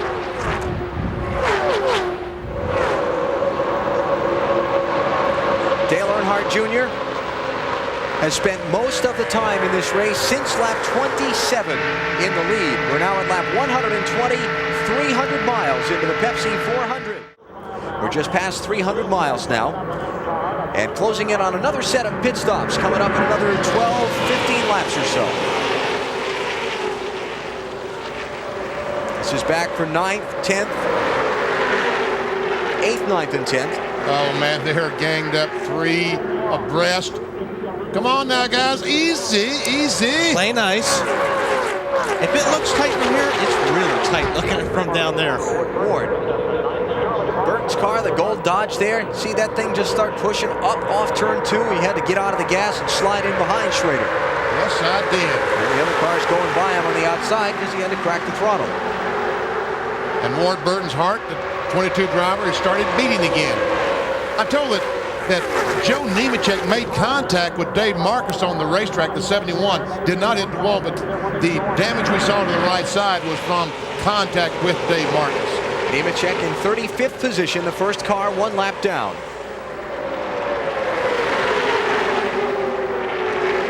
And in fact, just overtaken by Ricky Craven to put him back to 36th. Oh, look at Todd Bodine. Going up there where angels fear to tread. Earnhardt Jr., Sterling Marlin, Matt Kenseth, Kevin Harvick, Todd Bodine, Ward Burton, Michael Waltrip, and Robert Presley all led laps in this race. Presley by staying on the racetrack when everybody else pitted under the caution. Back at lap number 89, he came in a lap later, but did collect 5 bonus points. If you lead a lap in a Winston Cup race, you collect 5 extra championship points. Lead the most laps, you get another 5 bonus points. It's amazing what's going on behind Dale Earnhardt Jr. I looked just a moment ago, and Jeff Gordon was running in 12th spot, and there he is trying to take the 3rd spot away from Michael Waltrip with help from Kurt Busch. I'll probably look in a few minutes to be back at 15th. It's just back and forth. But one thing is constant, that white number 8 car, the baseball car in front. Yep, nobody's been able to do anything with them, even if they gang up on them. Michael Waltrip, after the problems on the pit stop earlier at lap 89 when he slid through his pits, regaining those lost positions, taking 3rd. Well, the leader should be coming onto pit road sometime soon. Marty Snyder, let's hear from you about it. Yeah, Alan, about lap 142 or 143, which is not too long from now, we will see the leader, Dale Earnhardt Jr. on pit road. He's fighting 2 problems right now. 1, he wants to make sure he stays out front.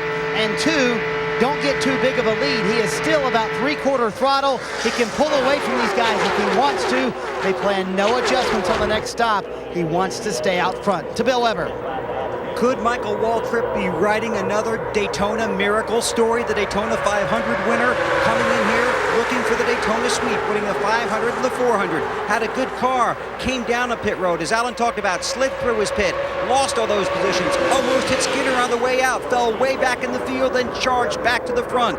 The big critical questions when they pit: who will they have as a partner, and how many guys are going to take how many tires, if they take any?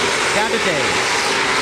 Bill, I've been keeping my eye on Mike Wallace all night, and my note sheet says the same thing all the way down. It's okay, it's fine, it's great. Mike Wallace hasn't had any changes, and Jim Long, the crew chief, tells me that he can drive the car anywhere on the track that he wants to. It's now up to him to find a way near the end of the race to be out front at just the right time. Mike Wallace is having a great run. Matt Yoakum. Dave, Jeff Gordon has climbed to the 4th position on his last pit stop. The only adjustments they made were the driver. They handed a water bottle and 2 ice packs. He was a little bit warm, but no adjustments on the 24 car. Says the car is still a little loose on entry, but he is adjusting with his driving. And keep in mind, this car is very stout. His 24 machine's the last non-rad associated team to go to victory lane in a restrictor plate race. So, Bill. RAD being a aerodynamic group, an association between Richard Childress Racing, Andy Petrie Racing, and Dale Earnhardt Incorporated Racing, where they all pool resources with an aerodynamicist to study and improve their cars, particularly for these races here at Daytona and at its sister track, Talladega. Look out, Michael Waltrip and Mike Wallace. And here's Ward Burton back in the mix. We saw Sterling Marlin in a Dodge up there just a moment ago. Here comes the other one. Ward Burton has moved in, looks like the 5th spot. Ward started in 2nd, fell way back in the field. He's picking his way back into the top 5 as we close in on pit stops in the finish of the Pepsi 400 at Daytona. 26 laps to go in the Pepsi 400, and about 6 to 9 laps from the final round of pit stops for the leaders, which will happen under green if we don't see the yellow between now and then. 4 or 2 tires? You know, that's a question right now. I would think if the front group comes in and takes 4 tires, I'd have to take 2 tires if I came in the next lap. But you've run a full fuel load. You can change the tires as fast as you can fill the tank with fuel. I guess it just depends how much fuel you need to put in. Exactly. You don't need a full fuel load to go the distance, so it could be some strategies playing off here. Yeah. And we've seen these cars tonight run faster. As they burn off fuel, they get faster and faster. Look at Jeff Gordon trying to get up to the outside of Michael Waltrip. His drafting partners left him. And there's Ward Burton moving into the 4th spot. Everybody bailed out to the inside line. Gordon's going to go all the way back behind Skinner. He's going to drop to 7th. Ricky Craven on and off pit road. Craven a lap down already. Now, a constant theme throughout the night has been Joe Gibbs Racing's 2 entries being at the back of the field. Bobby Labonte and Tony Stewart dropped to the tail end of the line pretty quickly at the green flag, and they've run there all night. This is Labonte in 30th spot. But you know, he's only 4.5 seconds behind the leader. And if they really have a good race car after that final pit stop, then's when he's going to try to start gaining those positions.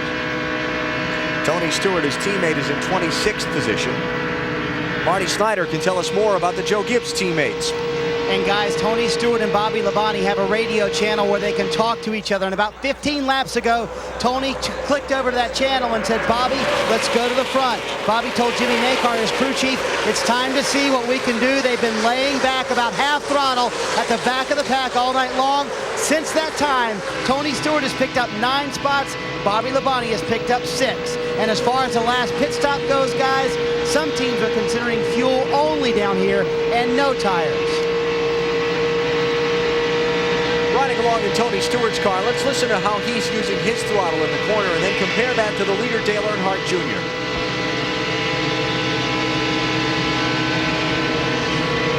He squeezed off the throttle just a little bit as he entered turn 3. He's now back wide open again.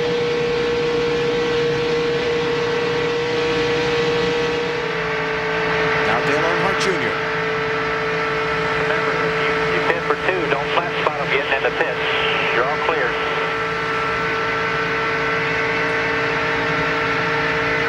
Doesn't sound like he's lifting to me. Sure doesn't. We can't tell. He may be running 7/8 throttle or 3/4 throttle. We can't tell that. But now some of these guys, Marty Snyder talked about, is that Jeff Gordon in the fence or just way, way high? He's fallen back. He's back to 14th position. And he's gotten himself down to the inside line as he come into pit road. He may just be getting himself clear of traffic to make his pit stop. Bill Elliott, Casey Atwood, and Stacy Compton are all on pit road for stops. But now Marty Snyder talked about some of these guys fuel only. And Wally, we've seen cars make these pit stops, slam on the brakes and slide these tires. Here comes Tony Stewart. Here comes Bobby Labonte on the pit road. You cannot slide these tires if it's going to be fuel only. You cannot flat spot these tires. That's right. And what Benny, what you're talking about is when you lock up the brakes, it just takes that rubber off that tire where the tires are locked up, and then they're out of round, and it just vibrates, and you have to come in and change them.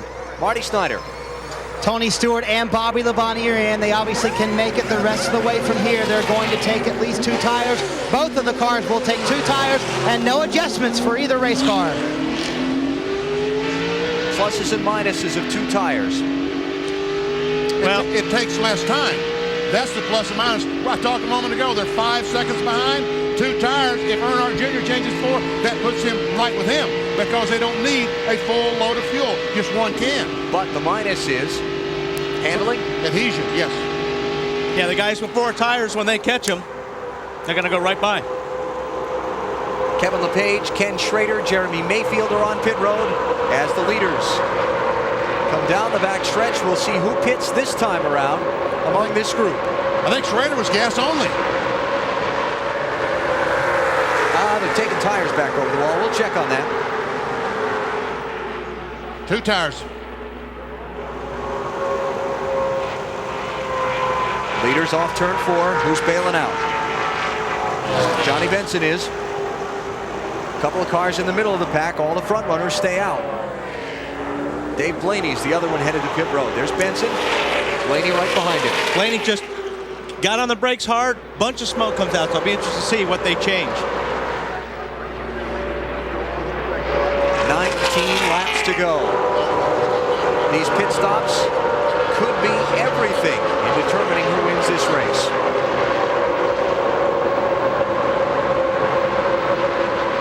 Two tires. Yep. Now that the first couple have done 2, isn't the pressure on the rest of these teams to just get 2? Yes, it really is. Unless you're deep in the field. Here come a large pack of front runners. Trouble off the corner.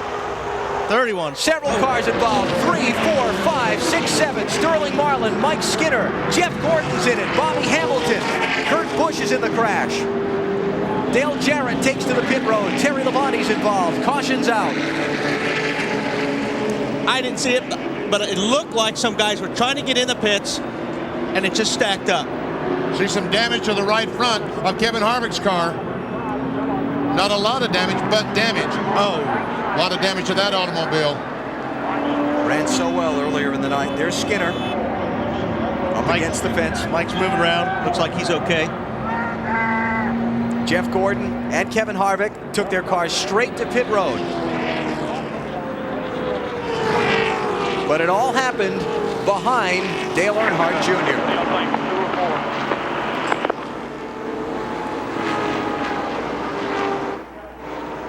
There's Bobby Hamilton trying to push his car backwards down pit road.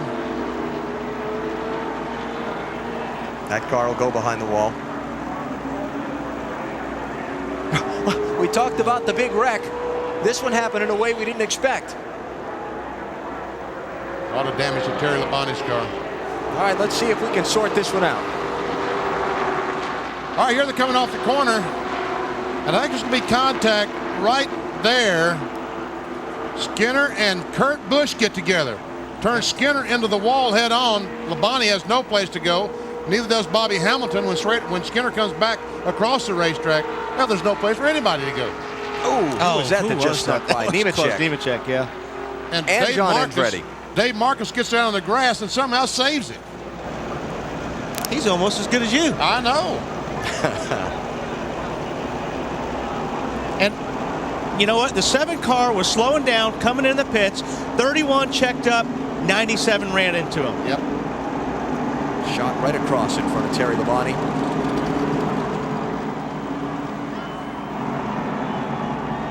Watch the back of this. Dale Jarrett, top right of your screen, going to come through the smoke, head for pit road. Looked a lot of wrecking going on there, Dale. I'd be careful on pit road if I were you. The racetrack looked to be the safest place. You ever see Kurt Busch right on the back bumper, and Mike Wallace goes toward pit road. There's the contact. Skinner gets turned, and man, Terry Labonte says, oh no. Is that Mark Martin piling in there? Mark has continued driving around, but his chance at that $1 million bonus appears to have taken a little bit of a hit there if the damage is significant on his car. Was that Mark's car? Another shot. Get a better look at it here. And it just doesn't take much. I mean, you know, Mike saw the 7 car coming in the pits. He rolled out the throttle a little bit.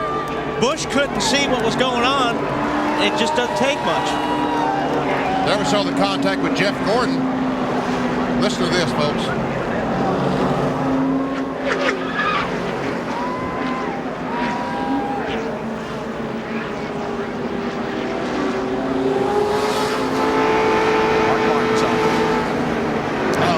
There's nothing you can do on that. You know, all those guys behind and nowhere to go. They're up there minding their own business. And Sterling Marlin.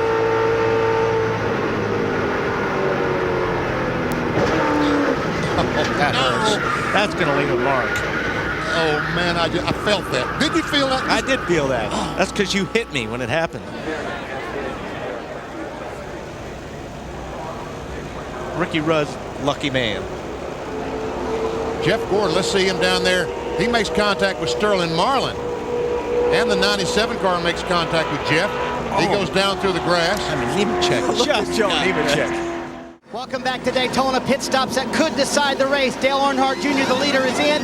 Much debate about 2 or 4 tires. They decided to go the safe route with 4 tires, and they will still win the race off pit road, barely beating Mike Wallace. Nice job, guys. See what NASCAR has to say about that. You see that white line right in front of Dale Earnhardt Jr.'s pit. All he has to do is bump the clutch and get the car across that line.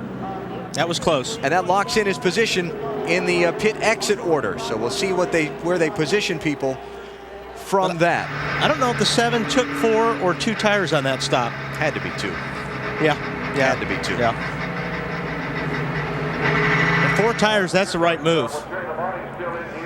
Jeff Gordon still getting attention. One of the 7 cars involved in the wreck just a moment ago off turn 4. Kevin Harvick, we saw the damage on the right front. They're trying to put a piece of aluminum over that. Now, let's see. Look at the white line coming out of pit road off the pit stops. That line. Who got there first? I don't know. I couldn't tell. Could you, Benny? Nope, that's for NASCAR to decide. That's why they get the big bucks.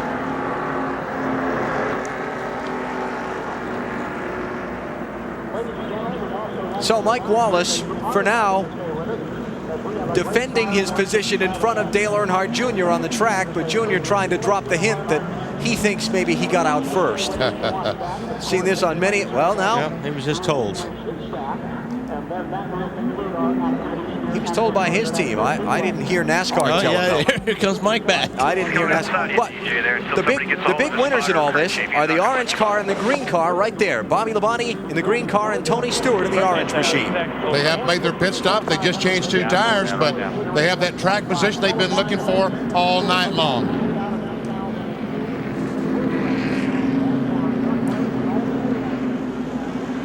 Here are the cars involved in the crash, adding Jason Leffler to the list that we gave you earlier. Mark Martin, one of the No Bull 5 drivers with the shot at the $1 million bonus tonight. All triggered with Kurt Busch into the back of Mike Skinner as Mike Wallace slowed to get to pit road. Dave Burns. Well, and Alan, Sterling Marlin is helping orchestrate whatever fixes they might make here. Sterling, do you think you can make fixes at all here and get back in? I don't know, it broke something on the steering. I didn't have any steering and couldn't turn left. Something's broke somewhere. But I hate to follow Coors Light, guys. We had a pretty good car, just tight and loose at times. I don't know what happened. Somebody got in somebody. What was the first reaction you had? Did your spotter didn't even have time to tell anything, did you? No, it looked to me like Skinner cut somebody off to get in the pits and turned him sideways and went nowhere for us to go. But that's what you get with these rules. Everybody's on top of each other. And I pray the good Lord they change these rules because you can't race. The whole running order has been jumbled by the caution coming out for the crash in the middle of the green flag pit stops. Johnny Benson is the leader of the race. Benson made his pit stop under green at lap 141, stayed on the lead lap, and was in front of Bobby Labonte and the other guys who'd already stopped when the caution came out. So Benson's the leader. Dave Blaney is second. Third is Ken Schrader. Jeremy Mayfield is fourth. Tony Stewart fifth. Then Bobby Labonte sixth. Dale Earnhardt Jr. back in seventh place. And by the way, he did beat Mike Wallace off the pit lane. So it's Jr., then Mike Wallace, then Rusty Wallace, and Ward Burton. Going to be 11 laps to go. What do you think? I think they better look out for Junior because he'll be coming and he will have fire in his eye. This young man wants this one tonight badly. He wants to end up where we saw that picture just a moment ago in victory lane. And we talked about the big wreck and how the closer we got to the finish, the higher the probability. These guys are really going to be on edge right now. Yes. Yeah, we might have another big one here before this is over. 11 laps to settle the Pepsi 400. Here we go.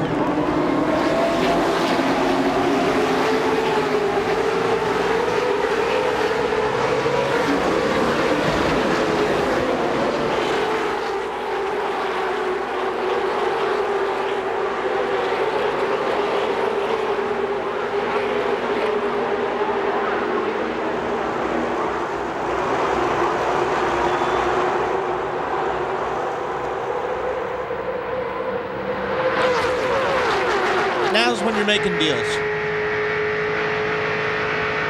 On board with Dale Earnhardt Jr. Dives to the inside. Not room there. Decides wisely, decides to back up a little bit. Got to clear the lap cars first. Joe Nemechek, the 33, was up alongside Benson, the leader. He was the first one a lap down. Boy, Junior wants to go to the inside so badly. He doesn't have any choice now. He dives down to the inside. Better watch the out-of-bounds line. Off the trioval, the temptation will be great to try and go under Elliott and Nemechek. Caution's out. Trouble off turn 4. Jeff Gordon's car smoking heavily. Looks like he's made contact with the outside retaining wall. That's on board with Jeff Gordon, and you can see that we can't see much. Yeah, nothing much to see.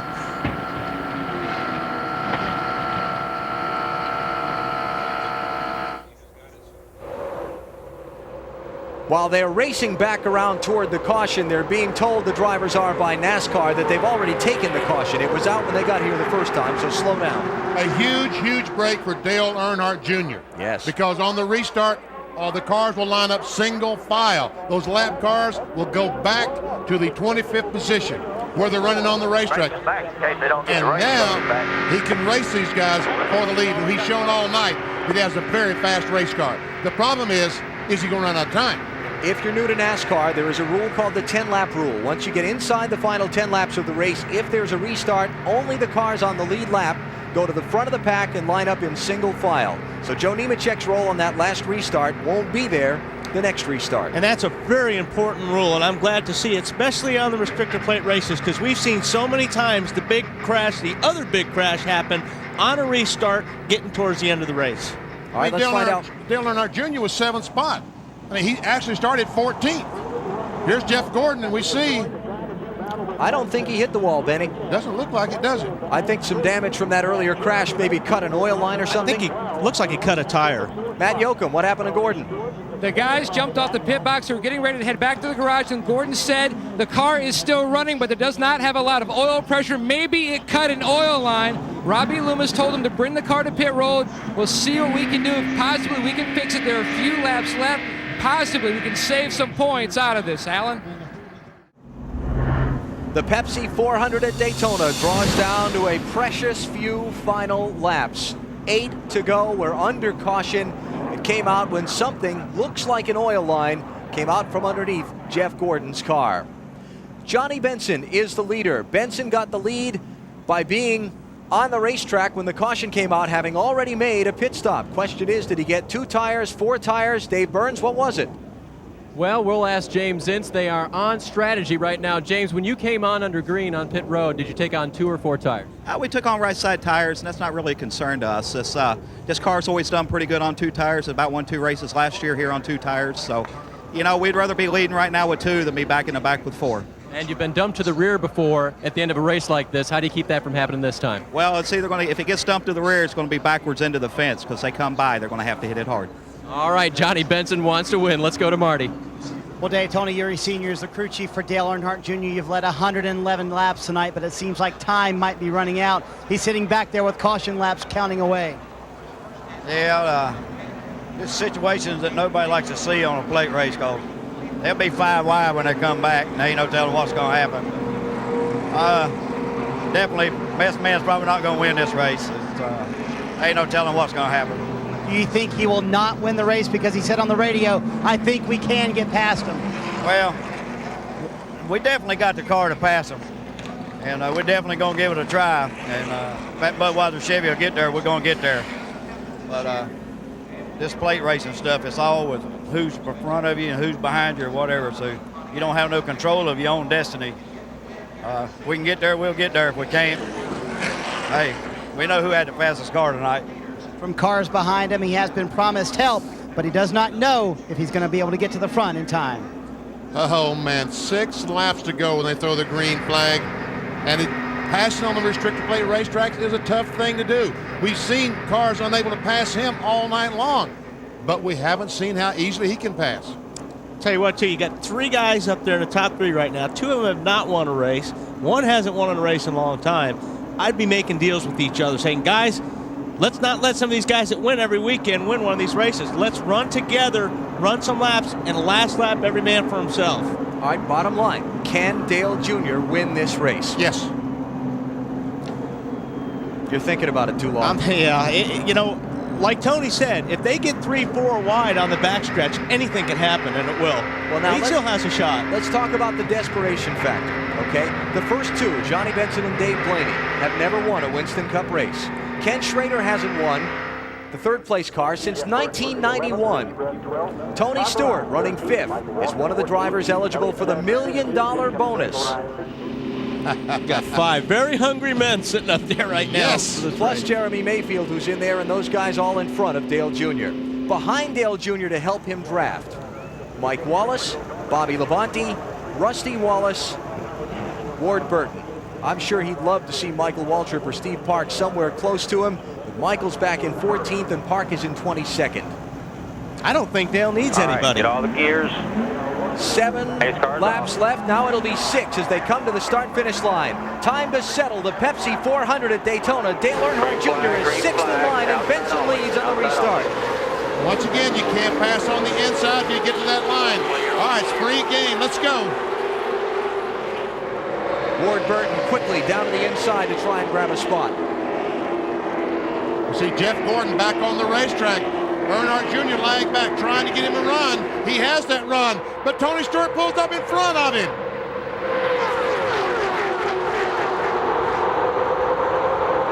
He's got Jeremy Mayfield. He's got time, I guess. Schrader pushed to the outside lane. 20 cars, the only one upstairs. He's still outside. Look at Junior go. Up to 4th. Here comes Bobby Labonte pushing through. Junior to the outside of Mayfield for 3rd. 7's coming with you. 7's coming. Mike Wallace with him. We can hear Ty Norris telling him, you got help on the outside, Junior. Does Blaney block in the 93? What about Benson? They're going to stay on the bottom of the racetrack. I think they're going to give the outside to Junior.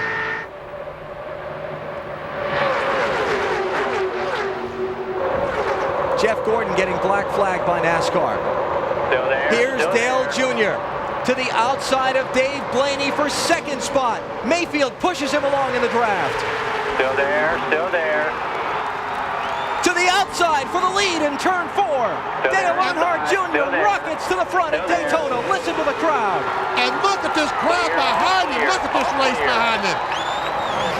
And Tony Stewart gets run underneath the yellow line. Tony Stewart will be black flagged by NASCAR. Black flag for Tony Stewart for going below the out-of-bounds line. All clear, all clear.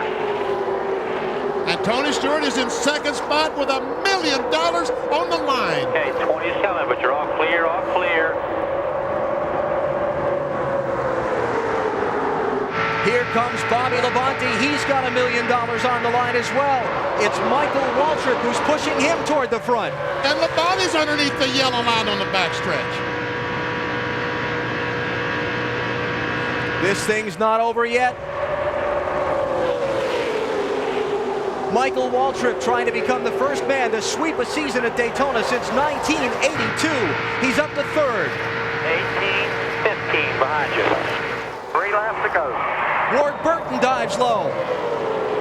Low, but you're clear.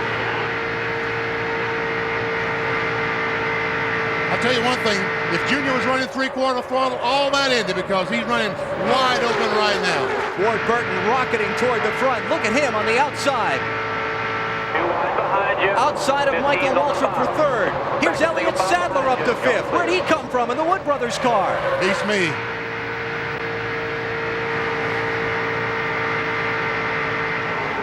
Frantic, intense racing in the final laps at Daytona. But it's still Dale Earnhardt Jr. out in front. They've got to take the win away from him. You got a teammate behind the 18. Tony Eury Jr.'s clapping, saying, "Come on, Junior, come on." 2 to go. And Dale Earnhardt Jr. trying to block, trying to keep those cars behind him, desperately trying to keep them behind him. He runs so good through the corner, he lets them get a run on him down the straightaway. Michael Waltrip dives underneath Bobby Labonte. They bump on the backstretch. Waltrip to second. Elliott Sadler and Rusty Wallace with him. Coming behind you. Now 2 team cars race in the 1 and 2 positions. That's who Dale needs to see in his rearview mirror right now. That's the best thing he can see. But a white flag. Will Michael Waltrip block for Dale Jr.? Will he try to win the race himself?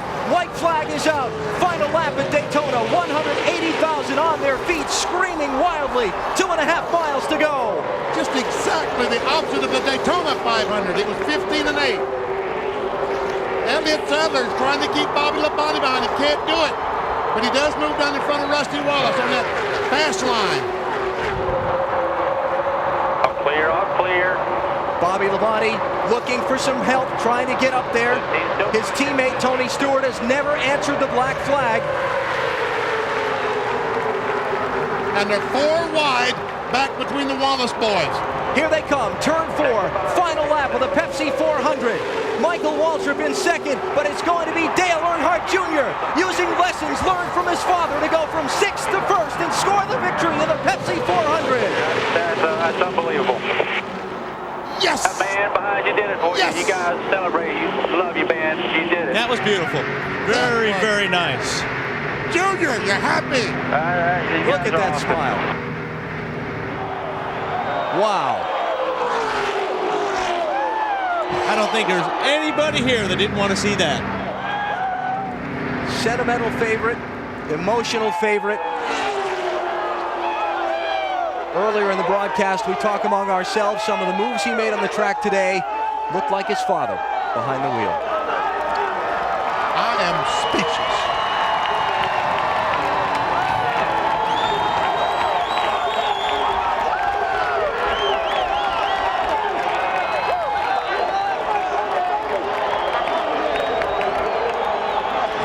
Tears and cheers.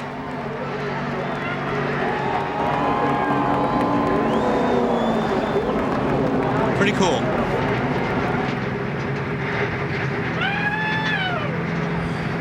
Marty Snyder's on pit road with Tony Eury, Dale Earnhardt Jr.'s crew chief. And you wouldn't believe the emotion, the tears out here for Dale Earnhardt Jr. If that wasn't like the old man, I don't know what was, Tony Sr. Hey, he had a good teacher. He told him a lot about this place. He loves this place. Hell, listen to them fans up there. They love that kid to death. I saw you look to the heavens with a few laps to go. What did you say? Well, he said he knew he could beat him. We just didn't know what was going to happen. Remember when we've seen this before? And Steve Mills joining the fray now. Yeah, man, DI's tough. DI's tough. We can celebrate. What a finish at Daytona. Dale Jr. on top of the car in the infield. The 1998 Daytona 500, when his father finally won the Great American Race, he threw the car into the grass doing victory donuts. Everybody joining in the celebration. That's Chocolate Myers, long-time crewman for Dale at Richard Childress Racing.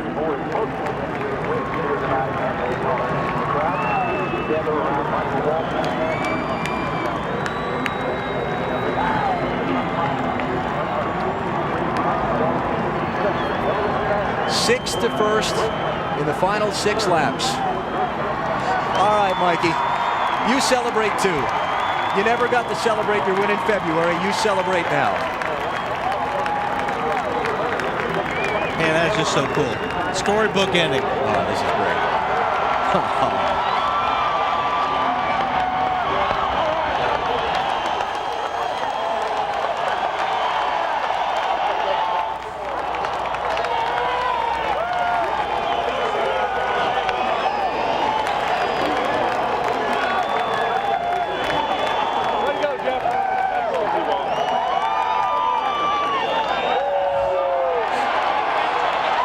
Mosh pit.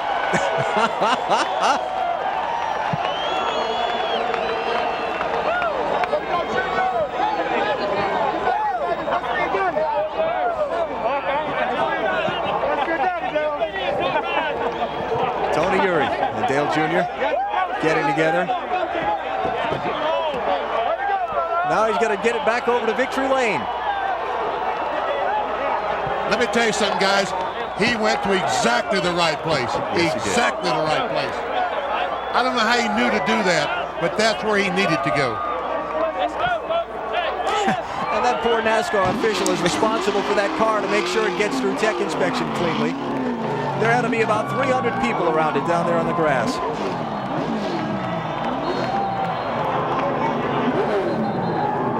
Dale Earnhardt Jr. is our winner, and Chevy congratulates him in the number 8 Monte Carlo on a big win tonight. And he'll tell you the only thing that comes close to Monte Carlo's reputation on the track is its reputation on the street. Monte Carlo, more champions depend on Chevy. We'll be there.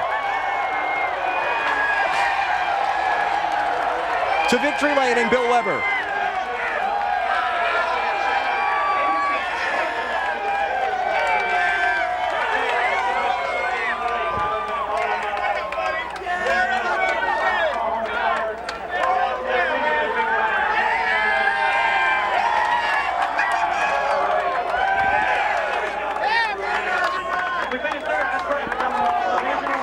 It's Tony Uri Sr., Dale Earnhardt Jr.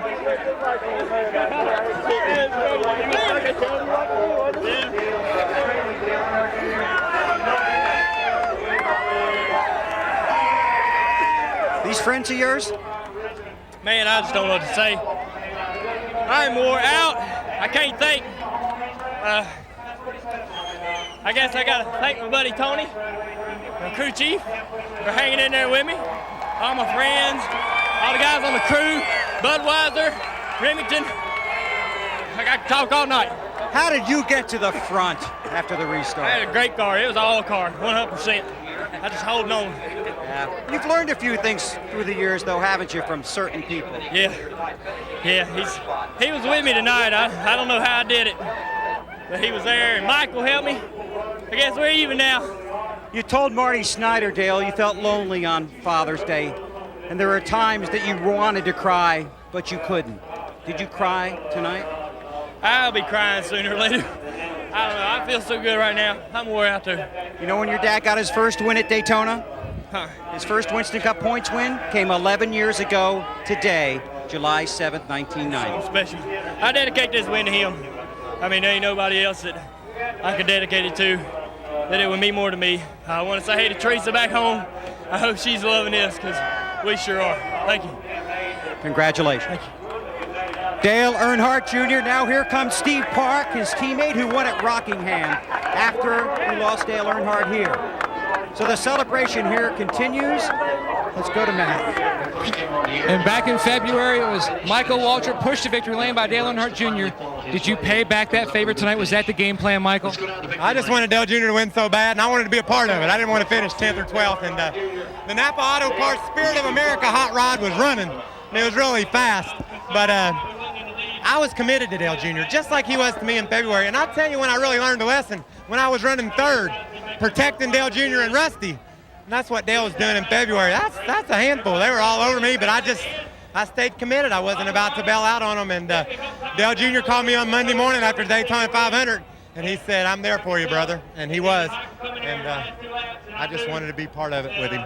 On top of the car, you two embraced, and then you were talking in each other's ears. What were you saying to each other? This is what it's all about. We both were so excited about coming to Daytona.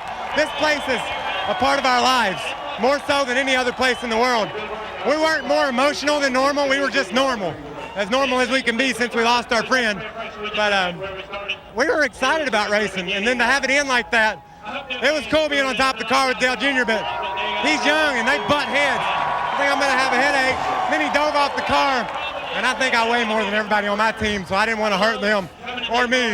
So I crept off and cruised over here. Thanks to Klausner Furniture, Ritz Crackers, Coca-Cola, Chevrolet, Goodyear Tires, and especially Napa Auto Parts, the greatest sponsor in NASCAR. Thank y'all.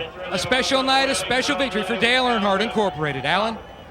Dale Earnhardt Jr. becomes just the 38th driver in this track's long history to earn the right to go to victory lane and hold a Daytona Winners Trophy. What a drive, what a performance. Final results in the Pepsi 400. Elliott Sadler, outstanding third place run. I don't know where he came from in those last 20 laps. Mike Wallace will finish in the 11th spot. Dale Jarrett, 13th. Ricky Rudd, 15th.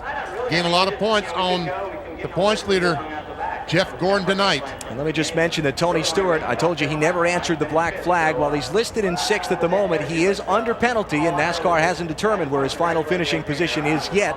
I can assure you it won't be in 6th, though. Back at Daytona as the celebration continues in victory lane. Time for us to pick the Autotrader.com moves of the race. Can there be any question? Well, don't move the camera. Just leave it right there at that young man. That's my vote. Dale Earnhardt Jr. I second that one. That was incredible. Restarted 6th with 6 laps to go and won the race. And took the lead with 4 laps to go. Dale Earnhardt Jr. Let's go to Dave Burns.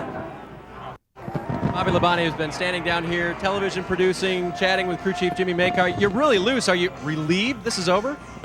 Well, yeah, of course we are, and tonight I raced about 8 laps all night long, and that doesn't seem right, does it? But, really, it was a great deal for Dale Jr. and Michael Waltrip and DEI and all them guys, and that's what it was about here, The racing on my part wasn't much other than, right there at the end, Jimmy and them made a great call for Tony and I to pit.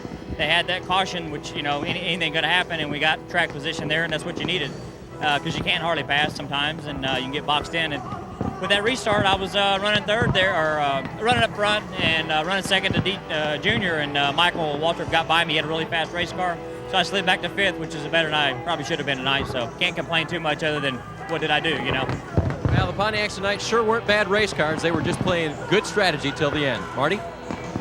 Well, day before tonight, Elliott Sadler's best finish at Daytona was 18th, and I think Alan Bestwick said it best. Where'd you come from anyway? I don't know, man. I tell you, we had a pretty good call night. Just stuck back in traffic, and right at that last caution, we took on 4 tires. I left pit road, and I beat Michael off pit road, and I pulled over and let him go. I said, boys, he's going to the front. I'm going to follow him. And I just stuck on Michael, and he pulled me right to the front. Man, we finished third. Just a great job for Motorcraft, everybody on Wood Brothers. I can't think of a better night. I'm more excited here and more nervous than I was at Bristol. Congratulate Dale Jr. I can't think of anybody else I'd rather see win the race. He did a great job. Man, we feel like we won the race finishing third. Only his second career top 5. The other one was the win at Bristol. Back upstairs. Great run for Elliott Sadler. Want to go back and take another look at the situation with Tony Stewart. We talked about the out-of-bounds line. And that if you went below the out-of-bounds line trying to improve your position, you were going to get black flag. So the question is, Was Stewart hit from behind? Did he choose to go down to the inside? How did it work? Well, this is the restart. This is the restart, and it happened, I guess, the next lap. Yeah. So when he comes back around to turn 4, we're going to see him go below the line. Yeah, that's just in turn 1. He goes below the line when they come off of turn 4 back toward the tri-oval. And the question is, was he intentionally trying to improve his position by going down there or not? I think that someone kind of forced him down there. Yeah, I have to agree with you on that, but it looked like he moved down there to make some, evasive action there.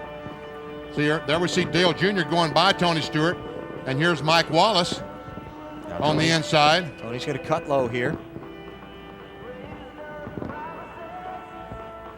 We're coming up on the incident. Is it this lap or is it the next lap? Well, I guess it's the next lap. Well, while we look for that, we'll tell you that what the drivers were told in the pre-race drivers meeting was that if you went down under the line intentionally trying to improve your position, you would be black flagged. Now the question is, in NASCAR's judgment, was he intentionally trying to improve his position when he went downstairs, or was he forced down there to keep from running over somebody? NASCAR's call was he went down there trying to improve his position, so he was put under the black flag.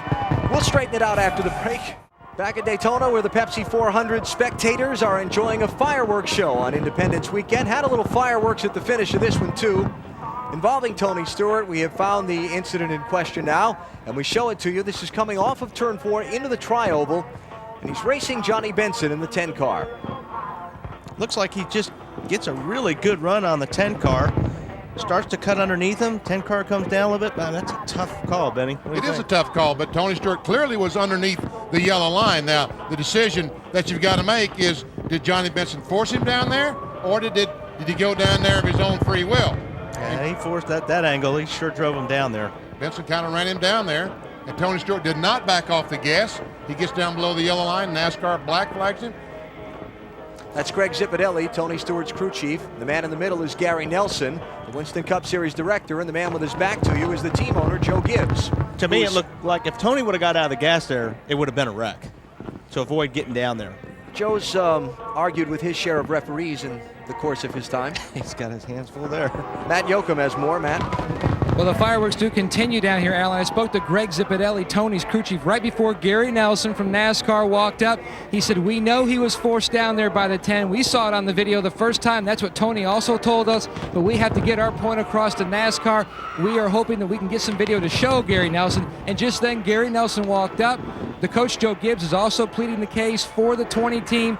Very, very forceful. As you can see, he is talking to Gary Nelson. Gary is listening, but they're hoping to get this resolution here resolved in their favor. All right. Well, while we wait to find out exactly where it is that Tony Stewart is going to finish in this Pepsi 400, we'll come back around and talk about Dale Earnhardt Jr. What a night. I mean, all of the buildup coming into this, what would it be like coming back to Daytona for the first time since his father lost his life here in that terrible crash on February 18th? Dale Jr. is subject to so much speculation, questioning. We ourselves during qualifying the other day wondering what he was thinking and what he was feeling at that point. We know what he's thinking and feeling right now. Yeah, and he said Bill Weber asked him, did you cry? And he said no. Really, I think that's what he said was no. But I'm not ashamed to tell you, I shed a tear. I mean, that was one of the most unbelievable things I've ever seen in this sport. Bill Weber asked me at the preview show, what's been the most exciting thing the first half of the season? Well, this overshadows anything that might have happened in the first half. Wally, there are some races along the line that as a driver, if you can't win, you're happy to see somebody else win. No question. I think there's about 42 other guys that have done exactly the same thing that Michael did. It was so cool to see Michael go up there, return the favor from the Daytona 500, and I'll guarantee you Dale Jr. wanted this race. He may not have been shown it emotionally, but he wanted to win this race badly. Daytona's always been a place for me of magic, of excitement, a wonderful place to come for an automobile race. When we left here February 18th, it was the darkest I've ever remembered leaving a racetrack. And this does so much for those thousands of spectators, millions of Dale Earnhardt fans who need a piece of closure for Daytona. Maybe the same for Dale Earnhardt Jr. Obviously, not as simple a situation for him, but perhaps this can offer the Dale Earnhardt fans some closure where this racetrack, Daytona, is concerned.